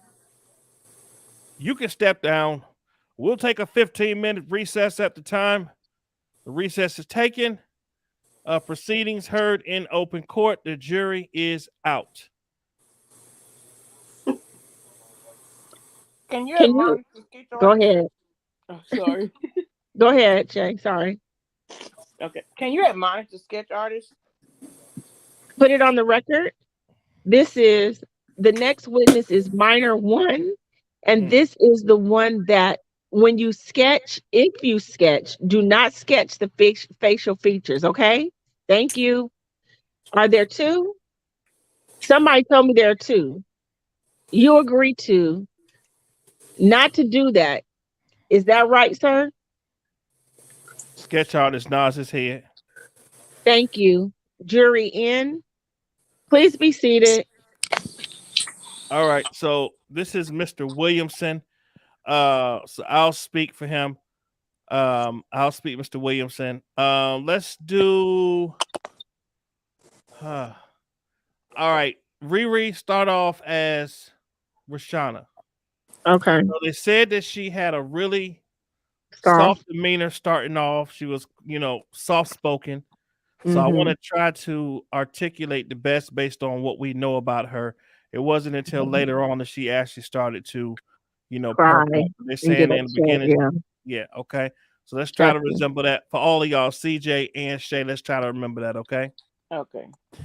In the meantime, so you'll do Rashana. I wanted Tanya to do it, but she's not here. So okay. I'll do Mr. Williamson. And if you would, Shay, go back to the judge. And if you need to be Miss Bonjean or anybody, if you could for me, please, CJ. I will. And then I'll switch y'all out, okay? Okay. All right, so I'll be Mr. Williamson. Y'all know, briefly before we call the next witness, we wanted to read some stipulations into the record. All right. Thank you. It is hereby stipulated to and agreed by and between the United States of America, by and through its attorney, John R. Louse Jr., the United States Attorney for the Northern District of Illinois, and defendants Robert Sylvester Kelly, Darrell McDavid, and Milton Brown, that the following facts are and should be considered to be true and accurate. Stipulation. Government Exhibits 301, 302, 303, and 304 are true and accurate copies of transcripts of proceedings before the special grand jury. Hold on. Okay. Before the special grand jury of the Circuit Court of Cook County that occurred on the dates reflected on the transcripts. Stipulation. On or about June 5th of 2002, a grand jury of the Circuit Court of Cook County, Illinois, returned an indictment charging defendant Robert Kelly in the case of People of the State of Illinois versus Robert Kelly, 02 CR 14952, with 21 counts of child pornography related to Video 1, and Jane. The case was tried in a jury beginning on May 20th of 2008 and ended on June 13th of 2008. Robert Kelly was acquitted of the charges. From approximately June 5th of 2002 through June 13th of 2008, Robert Kelly was released on bond and was not in custody while the Cook County case was pending. Stipulation. The Government Exhibit 305 is a true and accurate copy of June 5th, 2002.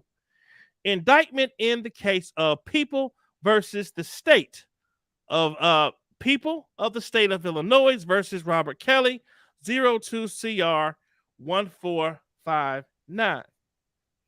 Stipulation. Government Exhibit 306 is true, an accurate copy of the statement of deposition in the state of People versus or People of the State of Illinois versus Robert Kelly, 02 CR 14952. Okay, that concludes that. Miss, would you please stand and raise your right hand? Witness is sworn. And when you testify, you may remove your mask. Thank you. Miss Appleton, you can question the witness. So, CJ, I guess you can be Miss Appleton. Thank you, Your Honor. Good morning. This here is, Jane. This is Jane, government's witness, sworn, direct examination. Good morning. Good morning. Now, normally I would ask that you state and spell your name, your first and last name, but we're not going to do that today because you're testifying under a pseudonym. Is that correct? Correct. And what's that pseudonym? Jane. Jane, can you please tell us the month and year in which you were born? September 1984. And you may need to move just a little bit closer. And again, can you tell us the month and year you were born? September 1984. And how old are you now? 37. Please tell the jurors where you were raised. In Oak Park, Illinois. And can you please tell the jurors a little bit about your educational background?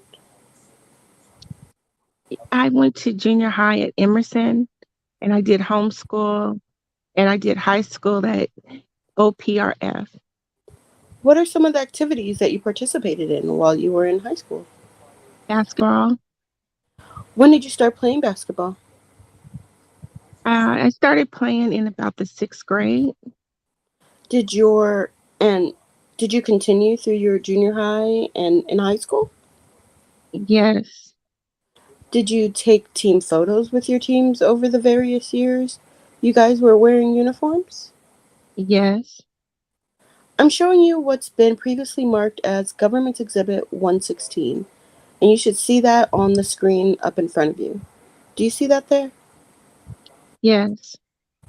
And what is Government's Exhibit 116? That's my high school photo when I was a sophomore, I believe. And yeah, that was me, part of the basketball team. And you said you were in sophomore, so 10th grade?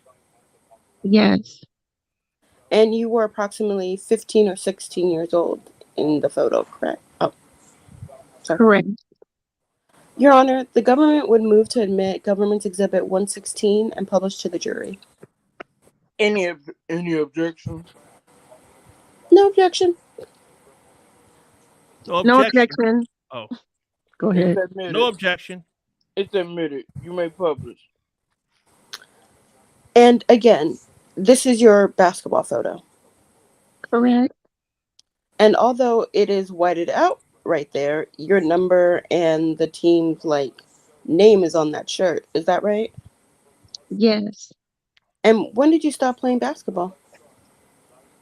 My junior year in high school. Now, you mentioned that you were homeschooled at some point during your educational career. Is that right? Yes. And why were you homeschooled? Because I was in a music group. So we're not going to mention the actual name of the music group during your testimony, but we are, well, just refer to it as a music group. Is that okay with you? That's fine. How many members were in the group? A total of 4. And who were they? Without naming their names, but just generally, who were they? My cousins. And whose side of the family? Technically, both sides of our family. So on both your mom and your dad's side. Uh-huh. And was your family musically inclined, Yes. including your parents? Yes. Can you tell us a little bit about what they did in terms of music? My mom, she sang in a music group when she was younger, and my dad was a musician. And you said was a musician. Did your father pass away? Yes. And when was that? About a year ago. Jane, can you tell us how the group came together? Yes. So it was a group of cousins. My uncle actually started the group. He saw potential in us, and we were writers. My cousins, we were musicians and rappers. How old were you when the group came together? I was about 12. What type of music was the group creating? It was like positive hip hop music, like Christian hip hop. And what was your role in the group? I was like the lead rapper. Did you also do some singing as well? Yeah, Did the group have a CD? we did. How well did the CD do? Did the public how well did the public react to the CD? It was very successful overseas. So we were really popular and we went like platinum and gold in like Germany and Europe. And that was overseas, right? Correct. In the United States, how was it? Same or a little bit less? A little bit less. We were popular like locally, but not as much as we were out of the country. And where did this group perform here locally? Here, meaning in the United States? It would just be like local churches or festivals. I'm showing you what's been previously marked as Government Exhibit 118. Do you see that on the screen there in front of you? Yes, And what is Government Exhibit 118? that's a photo of me during the group. I'm pretty sure that we took that for like a magazine or something out of the country. Yeah. Did the group from time to time take professional photos to be used for promotion and CDs and things like that? Yes, And this is one of those photos? it is. And how old were you in that photograph? I was about 13. Atmos. Your Honor, the government moves to admit Government's Exhibit 118 and to publish to the jury.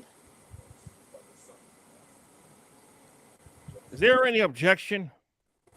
Hearing none, it's admitted. You may publish. So, again, this was one of the photos that you took as a part of a music group, is that right? Yes, And did you use this in promotional activities?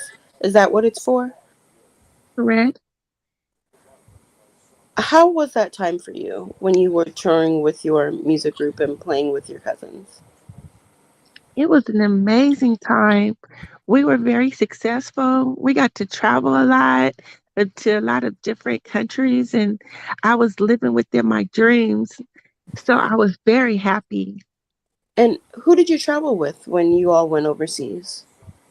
My uncle, So you had adult chaperones that were there with you and your cousins.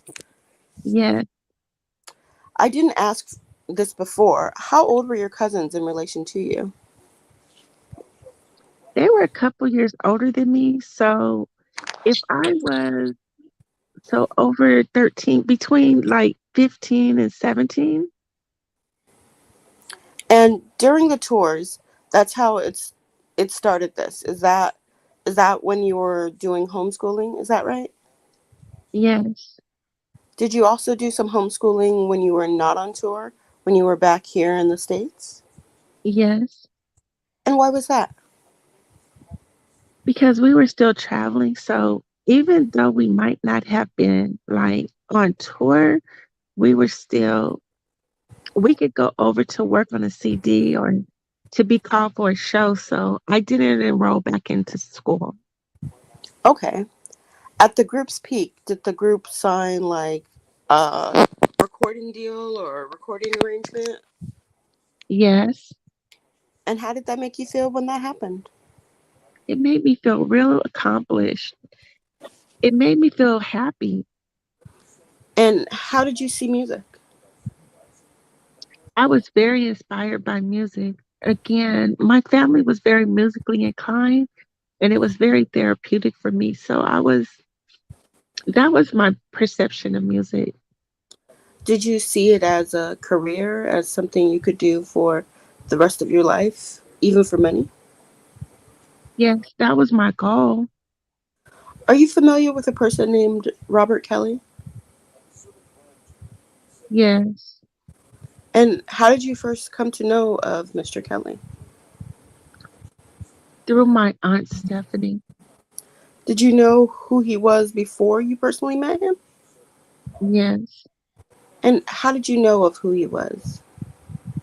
as an artist through his music and his success, And what kind of music was he creating? R&B music, And how was it that you heard the music or saw it? through television and radio. The music, his music would be routinely played on the radio? Correct. And what about on TV? Like, where would you see him on TV? Well, in like award shows or just different video channels. What about, did you see like recordings from live concerts and such on TV? Yes, And you had mentioned that you had occasion to personally meet him, Mr. Kelly. Is that right? yes, Can you move a little bit closer to the mic? sure. I think you can actually move it towards you to the actual mic. There you go. Did a member of your family have a closer connection to Mr. Kelly? Yes, And who was that family member? Stephanie. And what side of how is Stephanie related to you?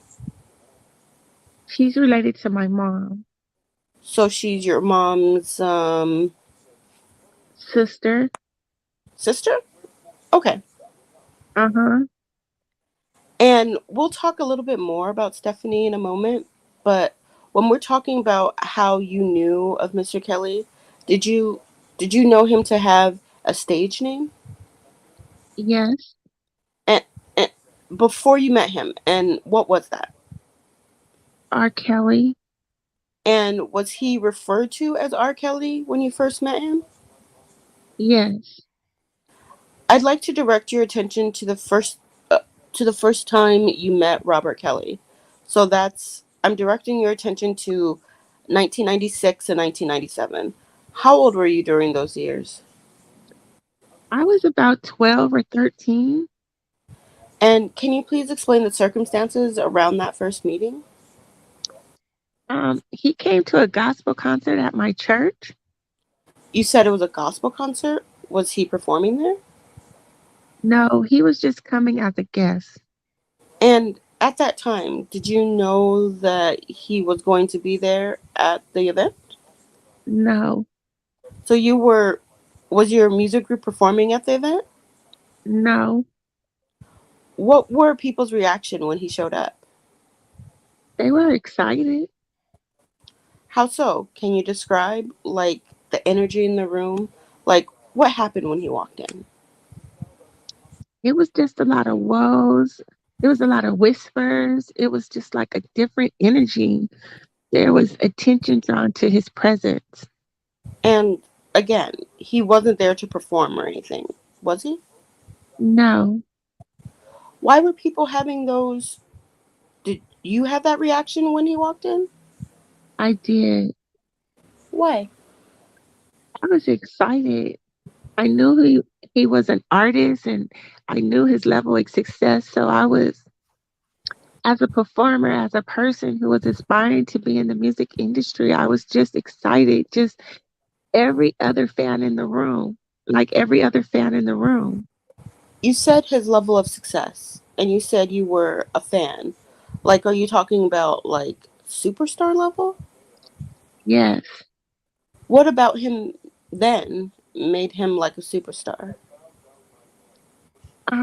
His music, just his he was famous. Seeing him on TV, hearing him on the radio, his level of success at the time. And so, at this church concert, did you get to personally meet him? Yes. And how did that happen? It was like backstage or when the concert was over, my aunt took me over to where he was and she introduced us. Did you get a chance to have any conversation with him? Yes, I was just explaining, how excited I was that he was there. And it was pretty general like that. So then, when was the next time that you met Mr. Kelly in person? The next time I remember meeting him in person was when my group was performing and he came to our show that we were having in Chicago. And about how much time had passed between that first meeting and the second one? I can't remember exactly, but it was probably like a few months, weeks to months. Okay, not years. No. Weeks or months. Uh-huh.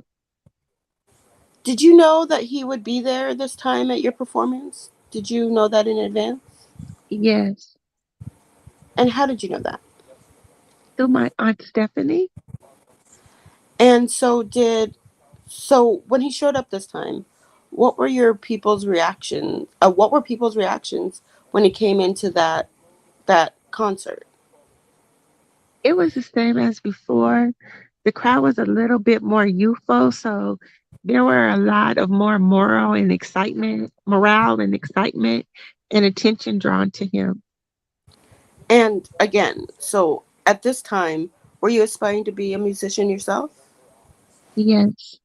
And how did you feel about Mr. Kelly being able to observe you perform as an artist? I was very excited. And how did the performance go? It went really well. Um, Everything as I expected it to be. So then after the performance, did you get to meet Mr. Kelly face to face? Yes. Can you explain that? How that interaction went? Um, when when we got done, I went to the vehicle with my aunt and we were discussing the show. And he was telling me how great of a job I did, how the concert went well, and just giving me like pointers on how to handle the stage. And that was pretty much it. What did it mean to you to have the opportunity to meet such a superstar at this point in your own music career? I felt successful. I felt happy. Did you receive any feedback from Mr. Kelly about the performance, about how the performance was, in addition to what you just said now? Um, just that it was just that was pretty much it. That was just a general introduction. He did give me. I'm sorry. Can you speak up a little bit into the? Sure, I'm sorry. Yes, I did receive feedback. He told me that I did a great job. He gave me pointers on how I handled the stage and what he thought went well. And it was just him just critiquing, how the performance went. And how did that make you feel? It made me feel it made me feel accomplished. It made me feel happy that such a successful person was, saying that I was gifted. So I was excited. Now, before we go further, I'd like to ask you, Your Honor, well, first I'll ask you, if you were to see Robert Kelly today, would you be able to recognize him? Yes. Your Honor, I'd ask if you can instruct everyone in the courtroom to remove their masks. Remove the mask, please. Everyone in the courtroom, Your Honor. Can you please take a look around the courtroom and let me know first if you do see Robert Kelly in the courtroom? Yes. And can you describe an article of clothing that he's wearing and where he's located in the courtroom? A navy blue blazer. And where is he located in the courtroom? On the left side. Is he behind me? Yes. Seated at a table? Correct. Can you further describe any... So stipulated, it's Mr. Kelly. All right, stipulate that she identified him. Thank you, Your Honor. So, did you see... I believe everyone can put their masks back on. Did you start to see Mr. Kelly more after the concert where you performed? Yes. How and where did you start to see him more? I would see him at his basketball gym, at the studio or restaurants. And would you be with Stephanie at this time? Yes. Object to leading. Okay, don't lead. Ask open questions. Thank you. Who would you be with at this time? My aunt Stephanie. About how old were you during this time frame? About 13 or 14. Why was you said you were with Stephanie at these times when you saw him at the studio, at the gym, and restaurants, things like that? Yes. And was Stephanie around him? Why was Stephanie around him so much? Because they were working together musically. Did they also have a personal relationship? Yes. A romantic relationship? Yes. And from whom did you learn that they had this personal romantic relationship? Stephanie. Wow. It also bothers me that she just called her Stephanie, but I'm also old school. Why would you talk to your niece about your sexual encounters with a grown ass? Well, they man? said that she's only like 10 years older than her. So that means Sparkle was 43. That's still a lot. She was in her early That's too 40s much. and she was barely preteen. Yeah. What in the hell? Yeah. I wouldn't feel comfortable talking to my. I mean, gosh, if I'm 24 and mine's 14 years, I'm having sex with Well, it doesn't mean she said I'm having sex. She can be like, R. Kelly's my boyfriend, you know? No, but they said romantic. It didn't say relationship. It said romantic relationship. Yeah, boyfriend is not romantic. There's some, I guess it's the Especially in romantic. the 90s. If that was your boyfriend, we went together. You know what I mean? Yeah. In the 90s, that was my boo. But you know, Um, Atmos wasn't born then, so he wouldn't know. oh You yeah, know he's what? such You a know wee what? wee Yeah. baby. Yeah. Such Y'all a go. wee wee baby. I hear you Uh, though. were you and Stephanie close? Yes, How close would you describe that relationship? we were very close. I really looked up to her. I admitted what she was doing. Admired. I admired what she was doing musically. And I kind of consider her like my aunt, but like a really close friend as well. What would you do while you had mentioned that you were seeing them both. You were seeing when you would see Mr. Kelly, you were with Stephanie at the studio. Is that correct? Will you scroll up a little bit? Is that one of the places you said? Yes, And when you were at the studio, first of all, what studio are you talking about? Do you recall the name of the studios? BASE Productions and Chicago Tracks. Oh, Chicago Track. Those are two separate places, as you recall. Correct. What would you do while you were with Stephanie and Mr. Kelly at the studio? Um, I would be there just kind of like hanging out, watching them make music or doing producing or her recording. Did you spend more time at one of those studios or the other? I would say that I spent most of the time at Chicago Track. About how many times in your lifetime, so not just that time, but in your lifetime, have you been to that Chicago Track studio? Many times, Like tens or the hundreds? hundreds. Can you describe the studio, please? Yes. So when you pull up to the studio, there's a silver gate. There was rock gravel, like uh, you caught to get into the gate, and there's a black door, and you walk into the studio, and you walk inside of the studio, and there was like a little customer service area where people who opens the doors were was. There was rooms, stairways, and recording rooms, What type of rooms did you say there were? lounge and recording rooms. What's a lounge room? The lounge where people would sleep or where people would wait before they went into a session. And can you describe to the jury what the studio is or what it looks like? The studio rooms? There was a lounge area that had a bathroom in it with couch, TV, refrigerator. And there was one that was like an office space with chairs, desks, and file cabinets. And the studio rooms themselves, what were those like? What did they look like?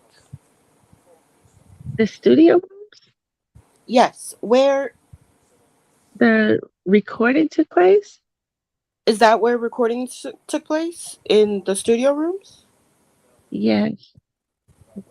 So there were like vocal booths and there were vocal booths and like other lounges. Yeah, Before your testimony today, did you review some photographs that you had identified as photos of Chicago Track Studios? I did. Yes. And where was the studio located? On Larrabee. Is that in Chicago? Uh-huh. I'm going to hand you these.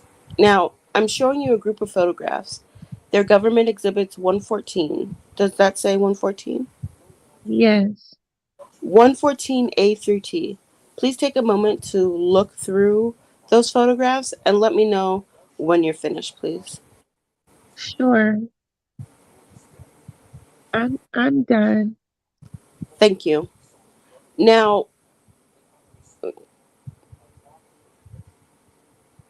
thank you. Now, do government's exhibits 114A through T, are those the photos that you reviewed prior to your testimony that we were just talking about? Yes.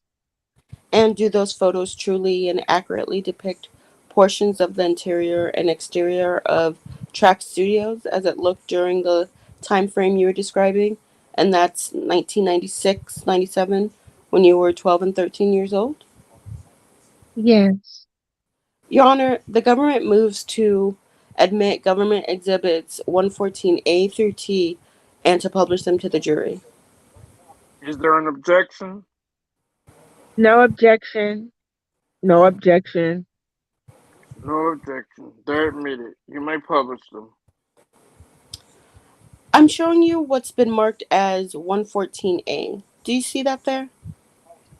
Yes. What is depicted in 114A? That's the entry to Chicago Track Studio. What's depicted in this photo? That's the car back box to enter the gate. And did you have to use that call box every time you were trying to go inside the actual building? Yes. What's depicted in Government Exhibit 114C? That's the doorway to get into the studio. So after you go through the gate, then you get to the store? Yes. What's depicted in 114D? That's the gate of the studio. And so the main entrance is on the other side of this. Uh-huh. Showing you what's been marked as Government Exhibits 114A. What's depicted here? I'm sorry, 114E. That is like the hallway, and it looks like the office area of the studio. So the doorway is opening into what room?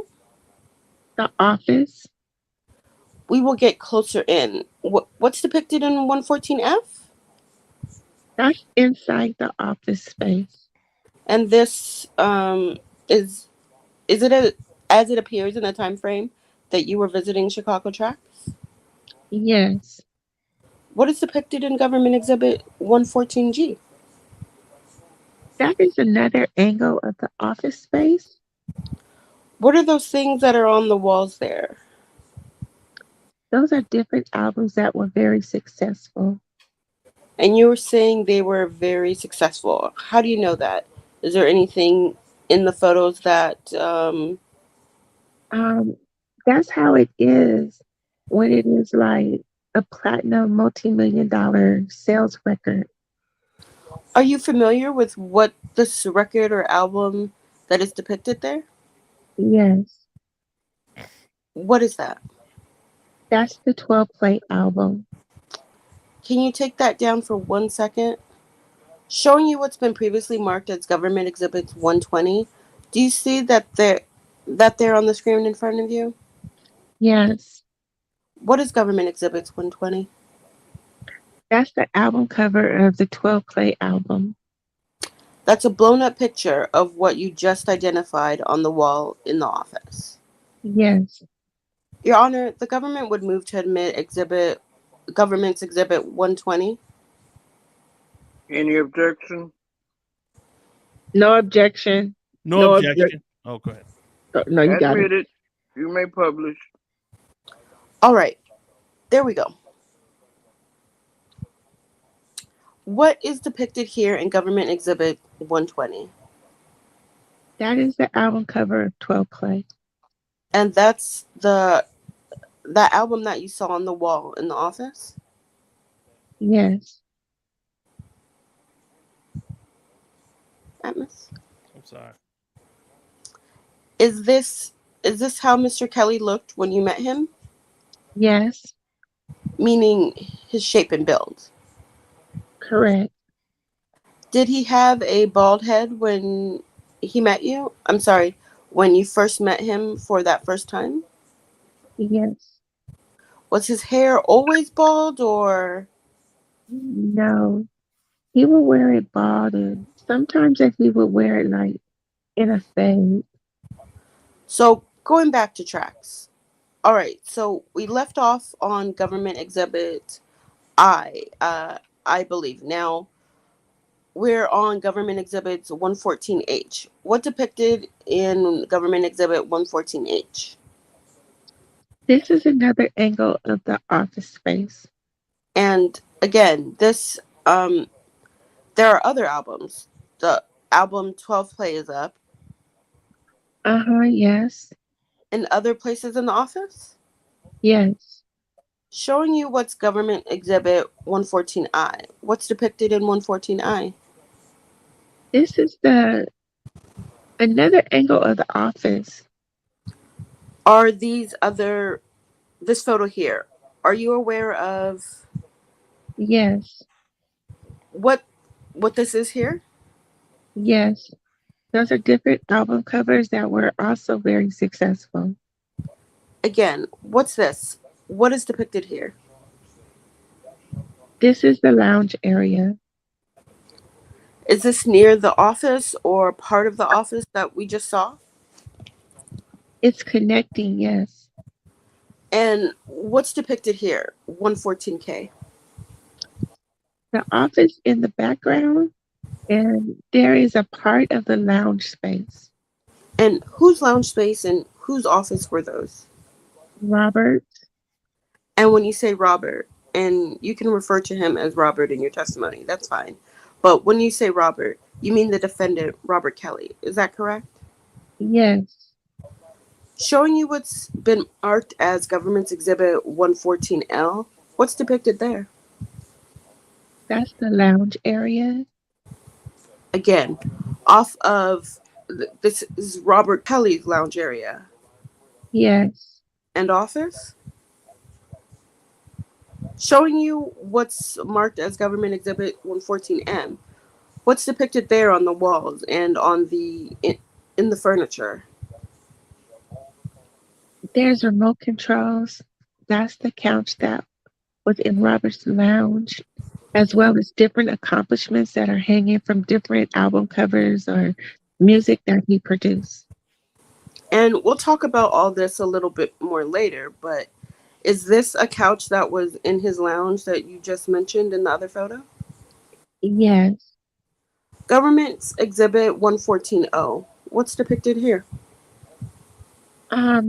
That's the lounge space, and that's Robert's lounge space and the bathroom. And would you, when you were at the studio during this time, 96, 97, did you use this lounge area? Were you up here in this room and use this bathroom? Yes. What's depicted in government's exhibit 114P? That's the TV that was in the lounge, as well as the bathroom area. And what's in 114Q? The bathroom in the lounge. And what's this in 114R? The shower in the lounge, in the bathroom. And what's depicted in 114S? This is another space that was part of the studio that was used for working out or practicing, or another lounge area. And all right, y'all. We're going to stop there for the night. Great job, ladies, and great job, Atmos. Great job, y'all. Great job, you guys. You did a really good, Rashonda, Riri. Yes, very thank you. good. Very good. Very meek and mild mannered. Very meek I and want to mild try mannered. it. I want to try it. You okay? You will. You will tomorrow. So we are at the top of 725. Top of 725. Somebody type that in the chat for me, please. Top of 725. So tomorrow, let's see. I will be back home by about. We can come back on tomorrow about 5 o'clock if y'all want to. If y'all want to go tomorrow night. Will tomorrow night work better for everybody? For me, it will. For you, it will. Why don't we I don't say know about everybody else? What you think about tomorrow night at 8 or 9? Which one? 9, your time. 9 my time. Yeah, that sounds good. Let's come back on tomorrow night at 9. I'll schedule it for everybody. and then we're going to focus. I think tomorrow's going to be we're just going to be knocking out all Jane's testimony. Cool. Truth says she off tomorrow, so I know she good. Okay. How many I'm more? so proud of her. How many more pages are there of her testimony? We're on 725. We're How on far does this? it goes to it's 200. It's about 100 and this is just today. Remember what we got today? We ain't even. I mean, this was just yesterday. So This she is still just got a a whole direct. doggone, half a day today. So once we finish this, then we we're gonna be still on her. So we're we gonna still have to got be about hydrated tomorrow. Say it again. We're gonna have to be hydrated tomorrow. Be hydrated tomorrow, yeah, because we're gonna be digging in tomorrow. So top of 725. So y'all listen. We're gonna get back on here tomorrow night. I want to thank y'all for joining me this evening. And y'all have a blessed night, man. Do y'all have any final, did anything come out today that y'all was just like, wow, I didn't know that? What do y'all have any what y'all thinking? You know what I thought about? I thought about that when she was kept answering everything about Stephanie and how Bonjean was trying to tell lead the detective that it was that it was Stephanie. I was like, okay, that kind of sounds funny that like Robert the attorney is leaning towards Stephanie. Now she's blaming Stephanie. And the last time that she talked to him was before he went in, like in 2019. I was like, I don't know. That doesn't sound right, Well, That just doesn't sound right. He knows that she's still like mentally and emotionally like pliable, Definitely. so he could definitely point her in each direction. And I'm pretty sure that her father's death was probably a pretty serious watershed moment after the documentary was out and everything. Like I can't even. Had to be. And another vulnerable moment for her. And for him to take advantage of, Yeah, exactly. And I don't even know like how she was so unprotected, bro. Like it's so wild.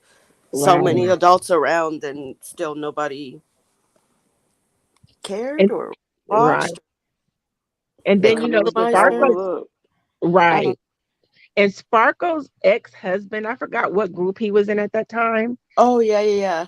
After the Surviving R Kelly, they did like an interview, and he was saying, even though she was denying it, he kept saying that they broke up because she was messing with R Kelly. And that was the reason why they got a divorce. And he was like, why would upset that she kept denying the fact that she wasn't with R Kelly. And why would she even need to deny that? Just because it automatically paints her as bitter or something? I mean, it is what it is. Right. Because she was married, and even when the other guys from born into the 90s, when they did the interview on Vlad, they were talking about that him and Sparkle had a relationship and that she was married. That's when I first heard that she was married and that it broke up her marriage. I didn't know that at first. Right. So I feel pretty confident that Miss Sparkle won't be a witness in these hearings. Right. And it kind of makes me wonder too, because there's been so much talk about some of the young ladies that he was with, how he would like be with the other relatives of theirs, some of their other relatives, and like whoever his nephew was and all that. It kind of makes me feel like and then was he with Sparkle and her? You know what I'm saying? Right. That's what I was wondering. Did they ever do a threesome? Right. Like, that's a great point. Yeah. Because I'm like, this, he's wild and crazy and disturbed, But I did appreciate when that person, the new owner of the home, by the way, I took Tanya's advice and I looked it up on Zillow, and the remodeling is beautiful. It is beautiful. I didn't know it was a former church either. I have never seen it. I'm gonna have to go look at it myself too. Me but either. I didn't know it was a former church. I was like, that's weird because there's been like lots of funerals and stuff there. I don't think I would want to move. I know, right? Like the energy. Right. And then now double down with this energy. demonic energy. Like, right. I don't care how much more you put in that thing. Right, the injury that he put on the loan, it negates the fact that it was a former church. I would Yeah, prefer the dead bodies energy than the stuff that he had going on there, because that was absolutely. just I straight don't even demonic. But understand how he could even do all of that in what In was a a church. former church, right? That's like That's even blasphemy. more disrespectful. Yeah, but and Right. then I gonna turn around and appreciate come and try to make gospel music.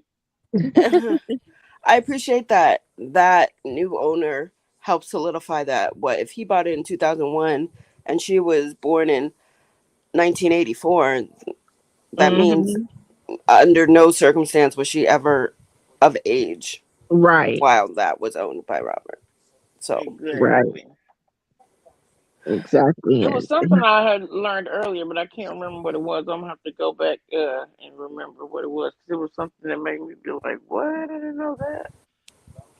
Yeah. It's gonna be a lot of opening our eyes moments, Jaw or dropping. like definitely jaw dropping. Cause and oh it's And just baby, this judge not gonna give you time to pick your jaw up. He just gonna be like, no. Move on." Hold it in your hand So and keep Later. moving. close But your mouth and come on. Yeah, come I on, just right kind of now. wonder, like, if they're going to ask her, probably Bonjean would, that wretched little lady. Anyways, if they're going to ask her kind of just like, what made you stay faithful to the story? Like, why were you still checking up on him? What type of counseling have you been in? You know what I mean? Like, Right. how are you? Because now she just had a new baby and everything. It's just, Right. A lot. Right. That's a lot of what is your emotion. healing journey? You know?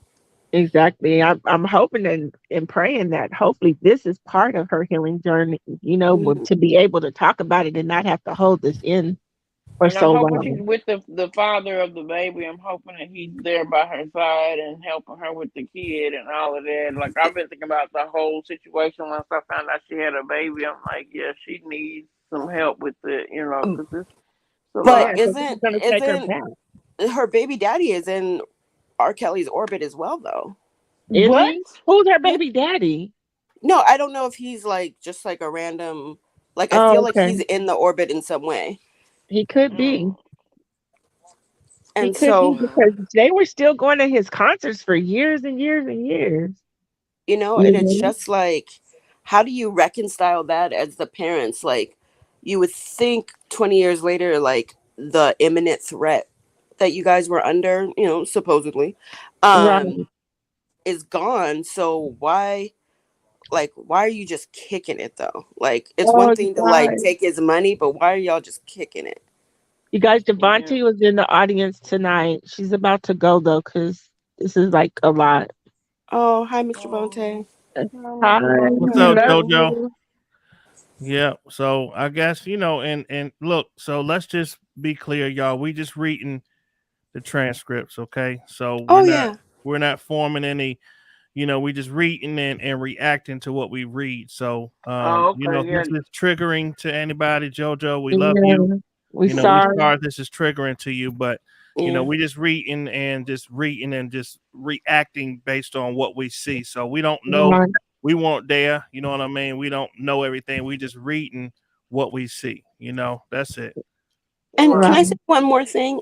I also kind of, I don't know, it just kind of speaks to like the depths of how involved everything was, because under no circumstances was an NDA ever mentioned with the land fairs. And the fact that there has never been a peep from any of these people in 20 years is really like, you know, I don't know. Manipulation is a strong tool. It really. Yeah.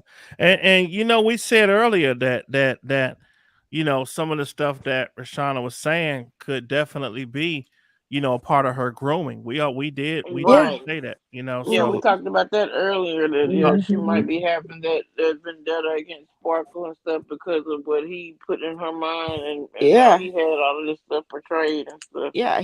He gave Yeah. her so much of her reality. Like, what right, he says was real. Yeah, right. and Good Yeah. night, he Monica. framed her. He framed her whole life. Like, Yeah. those years are so impressionable. Like on Hmm. everything, not only just how she looked at relationships and sex and stuff, but he had his hands on her to mold her to how he wanted her to see everybody, and Yeah. everything Yeah. in life, and he had too much control and too much power over this young Right. lady. Yeah, I mean, you could see how. Javante said that the government did their homework. Don't you think she would have been charged? She is still under his spell. Yeah, That's absolutely. Because I very, mean, very, very possible. Yeah. you remember Mhm. how like charged and aggressive Azrael was during the Gail King interview, and Jocelyn still under the Joycelyn, excuse me, under the spell. I mean, it's really strong, especially when they get you that Right. young.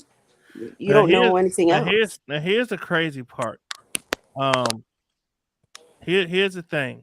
So let's say, and I'm just throwing out a hypothetical. Let's say RL is up there lying on Sparkle. About her telling her to sit in his lap and all that kind of stuff. Like, I mean, this is crazy. Like, she has immunity though, so no matter what she's saying, she's gonna be able to, you know, get away with it, I guess. But it's You still can perjure yourself on the stand just because you have yeah, immunity. Yeah. Yeah, you can't get up there and just do what you want and wild out like that. If Yeah, it but comes to light that you're lying or something like that, then right. I And wonder if that Javante says immunity comes. he was relying on her ever since she was a child. Please wake up. yeah, and that's the thing. It's just like even what she Yeah, that's what recounts we're as her saying. memory, you don't know Right. how much of that was imposed on her. So it's Right, really And then right, also her perception of what was imposed on her too, and how yeah. she believes it now as an adult. I don't think that she's actually had a chance to heal from it, so she probably still believes a lot of it and right. Yeah, still hasn't because really been able when to you think separate about it. it, I would assume, right, being that manipulated as a child, you know how hyped you were about your first boyfriend that was even your age. So the fact that you think here you are at 14, 15, competing with a grown woman, and he's saying, oh, you're so much better than her, and she's just jealous, and you're going to be a bigger, Right. what I'm assuming, you know what I mean? Just really gassing her up. So you really think that you're Right. in a competition Yeah. now with your aunt who's just a hater and doesn't want Yeah, to be happy and take, you know what I mean? It's just that's all, true. you know what I And, mean? Like and we she's no all longer your and we aunt. think of She's some type of school, right. rival or something, you know? Do Yeah, y'all think she's do, the y- op. do y'all think Sparkle's gonna take the stand? I I don't think see. if it gets Typically too much out forward, of bounds and on her character, I think she may try to get up there and say something. but you know But what? But they have to request her, so who does she benefit? You know what I mean? But my thing yeah, too is like, what does she really have to prove this time? Because like the last time they were really using her to identify who RL was. bless Like, your heart, Javante. Bless you your heart, know, baby. Y'all put red hearts in the chat for Javante, man. we got you, Red Javante. hearts in the heart in the chat for Javante. Javante, we know, sis. We know you living this. We reading it. We know you living this. We know. Yeah, Hmm. because I We mean, we we can't even sorry. imagine, what it's like. Because I know personally, if I have let a man like change my perception of stuff, and I definitely wasn't dealing with nobody that had that amount of money Red and that hearts, amount. red. And Are you Yeah, yeah, and that purple? was as an adult, right, Shay? yeah, as an adult. So Yeah. just imagine Yeah. as a kid, that's got to be crazy. Like And a that's kid out of with this you, world. with your perception being that your parents are co-signing it some way. It's not even like she felt like she was hiding it there. Like she's Red living in the hearts for orbit Javante, of man. false approvals. It's just it's so sad. It Like really is. no one had her back. Like no adults had her back. It's like No, it's they wild. failed her. You know what I'm saying? They did fail her, and it's just sad. That's enough to have to deal with too. You know. It's it's really sad. And then seeing them, I just what her life. Well, Oh my y'all god. remember we was talking about earlier. Like she's definitely still under his spell because it was just back in 2019 that she was Yeah, right speaking after to the him saying, documentary. "Oh, don't let the devil win." What the? Why you Yeah. even talking to him, y'all? This is crazy. Right. Right. Yeah. Crazy. Hold on. And he went to prison until 2019, right? Yep. Javante says Yeah. he always tries to convince you to lie on your family. Y'all been following these Oh, games R. here. Kelly. Yeah, he Hmm. Now, does. That's true. Oh yeah, remember? That's I true. He mean, does he try to probably convince had them her to learn the writing family. letters as well, saying that my family tried to take money from R. Kelly and whatever, right? Right. And that's what I was saying. Like it's like crazy the fact that she is blaming Sparkle, and then his lawyer is also blaming Sparkle, which he's in agreement with. So to me, that's where it But just sounds blaming like her for what? Sparkle it's didn't just record saying them that, having sex. Sparkle didn't like, make you sleep with a child. Like, what? It's just blaming smoke and Sparkle for, like, mirrors. That Sparkle lie told talking her about to rub on his get on head and his sit in his lap. lap. Yeah, to get on his lap and to rub his head. It just seems like he's still just, like Devontae said, like he's just still in her ear. That's what I was saying Yeah, like earlier. Like, it's Devontae just said, too he much of a coincidence that they're both saying the same exact thing. Sure, You know, sure. and that What might I not even be what Sparkle even told her at that time. That's what I was thinking when we were talking about that earlier too, because she was like 12, 13 years old. That might not even been what Sparkle was telling her, but that might be the impression that she had in her head, hmm or that might be what he put in her head afterwards to tell her that hmm that's what Sparkle was yeah. doing.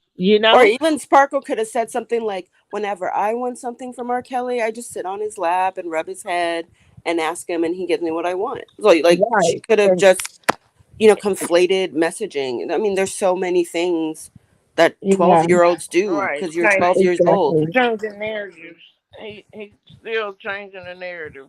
Or Devontae, she I could have definitely believe. seen Sparkle doing that. You know what I'm saying? Yeah, Yep. So then absolutely. she Or decided that she wanted to do that to shadow with to her. get her way. Yeah. What I found really And she, interesting was back when the psychologist was there, and while I appreciate Bon Jean's efforts to try to like discredit him, like at the end of the day, the things that what he was saying was common sense. Like of course, there's always going to be isolation because you're never going to abuse someone in front of an audience, right? Right. Unless it's an audience, you also. So I mean, everywhere she tried to take him, I mean, it was just still clear common sense, right? Right. So there's only so much discrediting that she could do there, and I'm wondering how the jury felt about it. Like, all right, girl, calm down.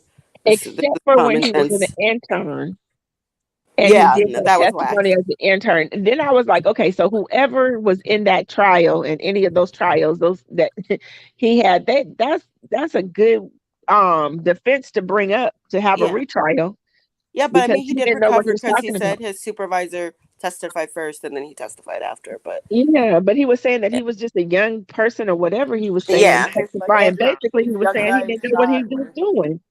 yeah, that They was just whack. put him on the stand to give him a try or something like that. You don't do that with people's lives Yeah, at stake. yeah.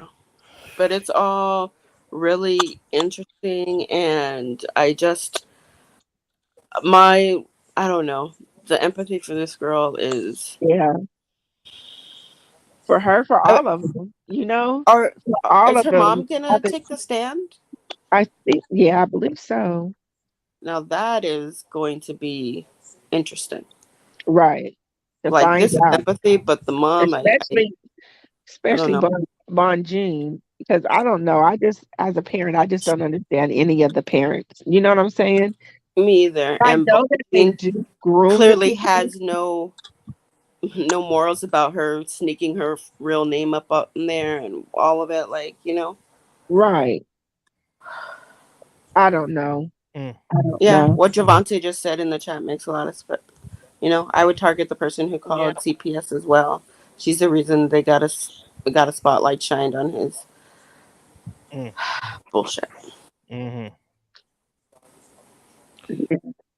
Well, y'all, we're gonna go ahead and this was a great discussion. I love to have the women take over the channel, and I just shut my big mouth and just listen to learn.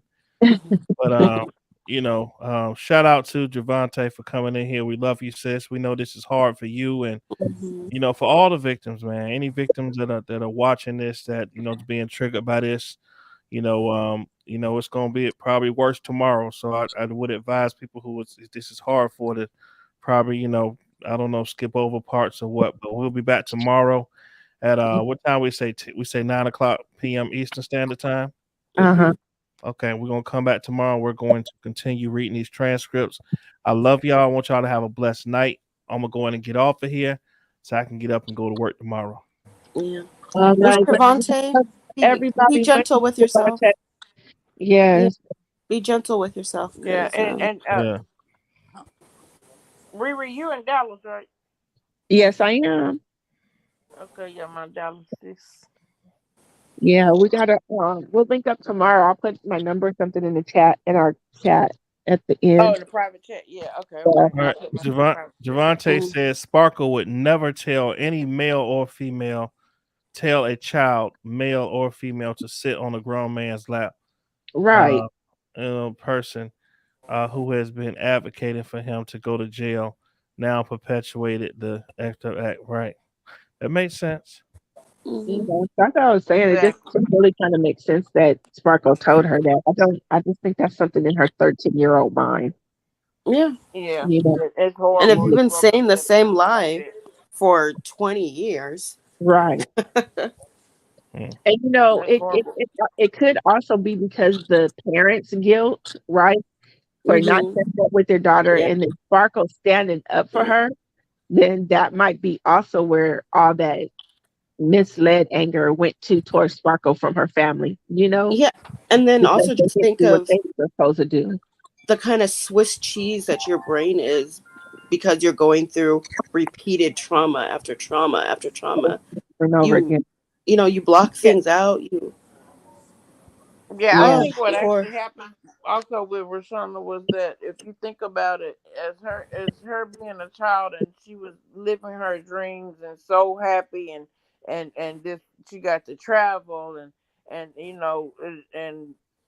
Kelly, made her think in his mind that he was the key to her world and stuff, and that Sparkle was trying to ruin her life. And so, hmm once a person can get in your mind and can make you think that type of stuff, that's a hard situation as a child for her to differentiate that because yeah.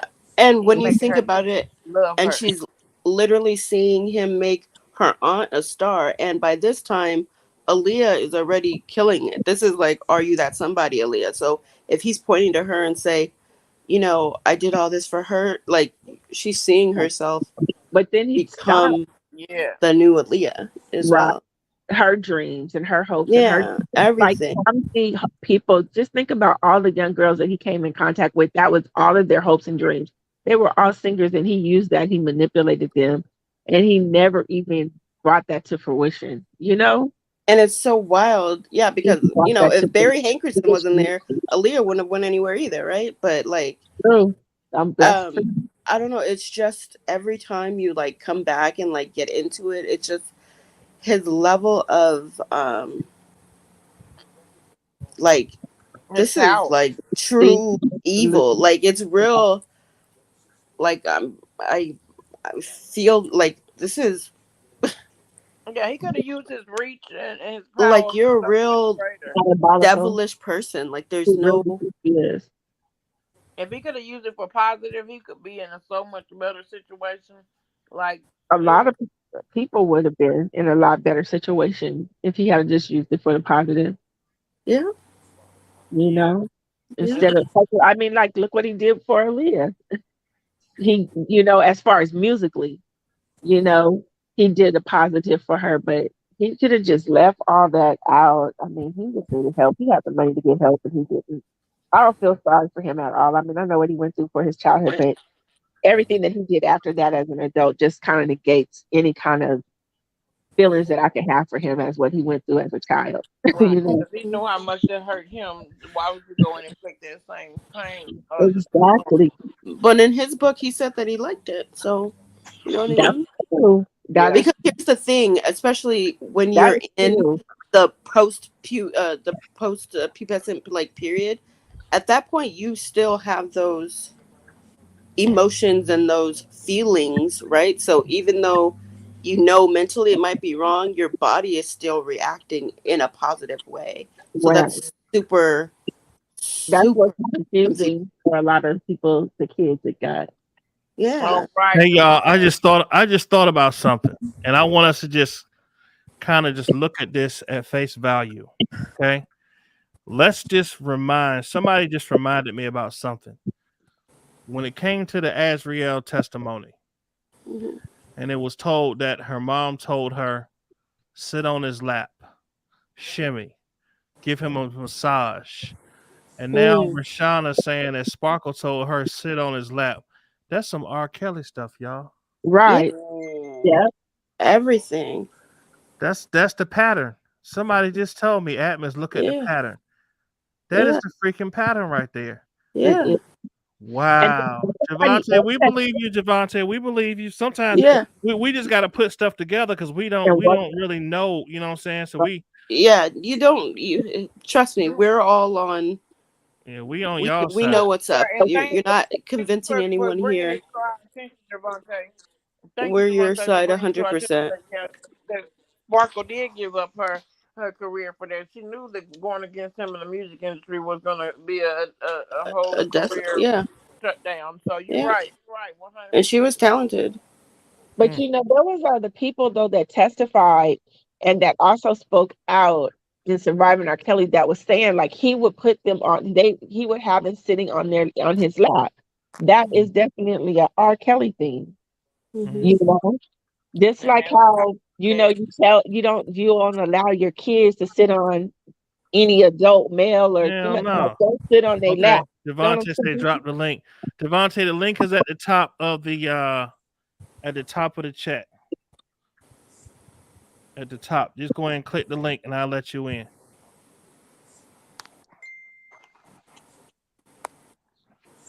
Wow. Yeah, it's just like one of those perverted uncles or your dad's friends or somebody that's perverted and just want all the little kids sitting on his lap, you know? Hey, y'all, when JoJo come in, let's let her have the floor. Let her speak her mind.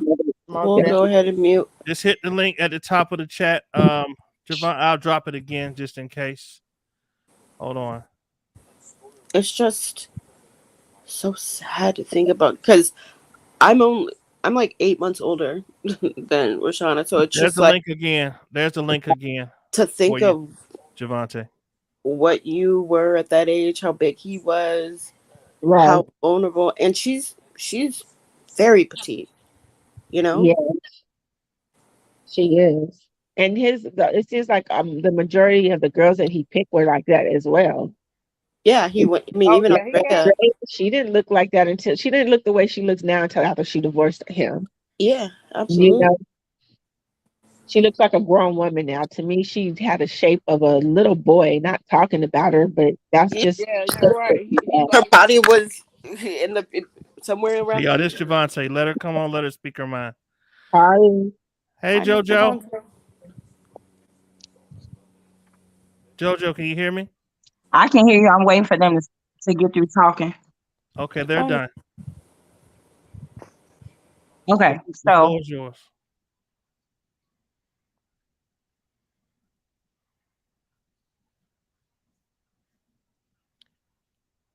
Okay, the floor is yours, Javante. okay, so I'm fuming over here. I am heated past the highest point of festivity. How do we go from supporting? How do we go from supporting to bashing? How do we go from understanding to wavering? You guys have been following.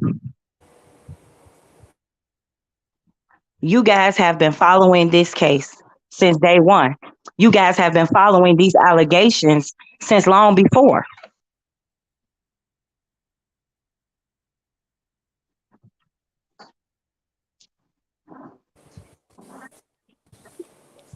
I'm sorry, Javante, were you looking for a response from us or? No, I can't tell if you guys can hear me or not. It's a lot of feedback in the background. So it sounds as if you guys are talking. Oh, no, ma'am. I hear you clearly. Everybody, y'all mute y'all mic so there's no noise interference. I'm muting mine too. Javante, go ahead. Okay. You guys have been following this situation, these said particular cases since 2003. They didn't put Rashona on the stand until she was 21 years of age. Let's start there. Why did you wait until she was 21 years of age? Because you did not want to, you did not want the jewelry of his peers to see a child on the stand. So you waited until she was of age. Now, let's go into this testimony. We all have heard the original testimony when everybody said it wasn't her, but Sparkle. But Sparkle. She has consistently said the same things for 25 years. Period. Period. How do you go from the person who put the spotlight on this to now saying that they have perpetuated the acts? You got to know that this has got him all over it. It doesn't even make sense. Make it make sense. And if she's guilty of these things, then why didn't the government charge her? She would have been charged as well. Like, come on now. Make it make sense. None of it makes any kind of sense. Now, all of a sudden, out of all of the depositions, out of everything that's been stated, now all of a sudden, yesterday, did she now suggest for you to sit on his lap and rub his head? Absolutely not. Absolutely not. This young lady's morals and values have been her morals and values long before you all ever saw her, long before this ever happened with Rashana. She's always been the same individual. So now she's given up her career. She never took any money from anybody. What would be her reasoning for this? Make it make sense. Make it make sense. Like, come on now, y'all. You guys are supposed to be in support of us. I don't care what somebody says. Do your homework before you decide that the information that you've been given is questionable. Come on now. The government is 99.9. They don't need any of us. They already have what they need. But according to the Constitution, you have to be tried in front of a jury of your peers. Period. Come on now. And that's all I got to say about this, because I love the Landfair family. I love the Edwards family. This is not to say anything against Rashana, but I understand the trajectory that she's underneath. And Robert grooms you to protect him. And if she's still was in communication with him up until 2019 when he was incarcerated, come on now, that means that she's still under his spell. You gotta know that. You gotta know that. And why would she implicate her parents? Why would she do that? Come on now. She's the reason why she can no longer be in contact with RSK. She's the reason why RSK is now in as much hot water as he's in. Because had she not shedded a light on what took place so many years ago with her niece, she was the only person that was willing to identify her. Now you guys are willing to believe that she's the person that will be behind his behavior? Come on now. It's the misappropriated penis y'all need to be talking about. All the rest of that shit is garbage, and I'm done. Javante, thank you for coming on and speaking. We don't, we just read and, we see what's going on. It is crazy for a lot of us. This is our first time seeing I know that it's starting to make sense, when you put stuff together. Especially with that sit on the lap thing. Somebody just knocked me upside the head and said, Atmos, where'd you hear that from? You heard that from Azriel. So think about look at the pattern. So it makes sense. It makes sense. But we love you, Javante. We appreciate you. We support you. We support all of the victims. It's just it kind of sucks that R. Kelly has just groomed and just totally manipulated this whole situation to his good. But we just got to see through the bull crap, like she said. I'll let y'all speak. Yeah, and Mr. Valde, I hope you don't feel that we were leaning into the statements of, Sparkle being, a perpetrator. Is really just like, wow, that was said in court. How are they going to dismiss that so it doesn't confuse the jury? But I'll speak for me. Every time I read more of these transcripts, it's always just, you get to a new level of amazement of the level of manipulation. And I said it earlier, like how he's always 5 steps ahead with everything. It's really just, it's all very, very sad. Very. And I definitely believe everything Javante says, and for sure, it all makes sense that he got the hand back there still manipulating stuff from the foundation that he laid years ago with her. Mhm. I want to make sure you know that it's very triggering for you.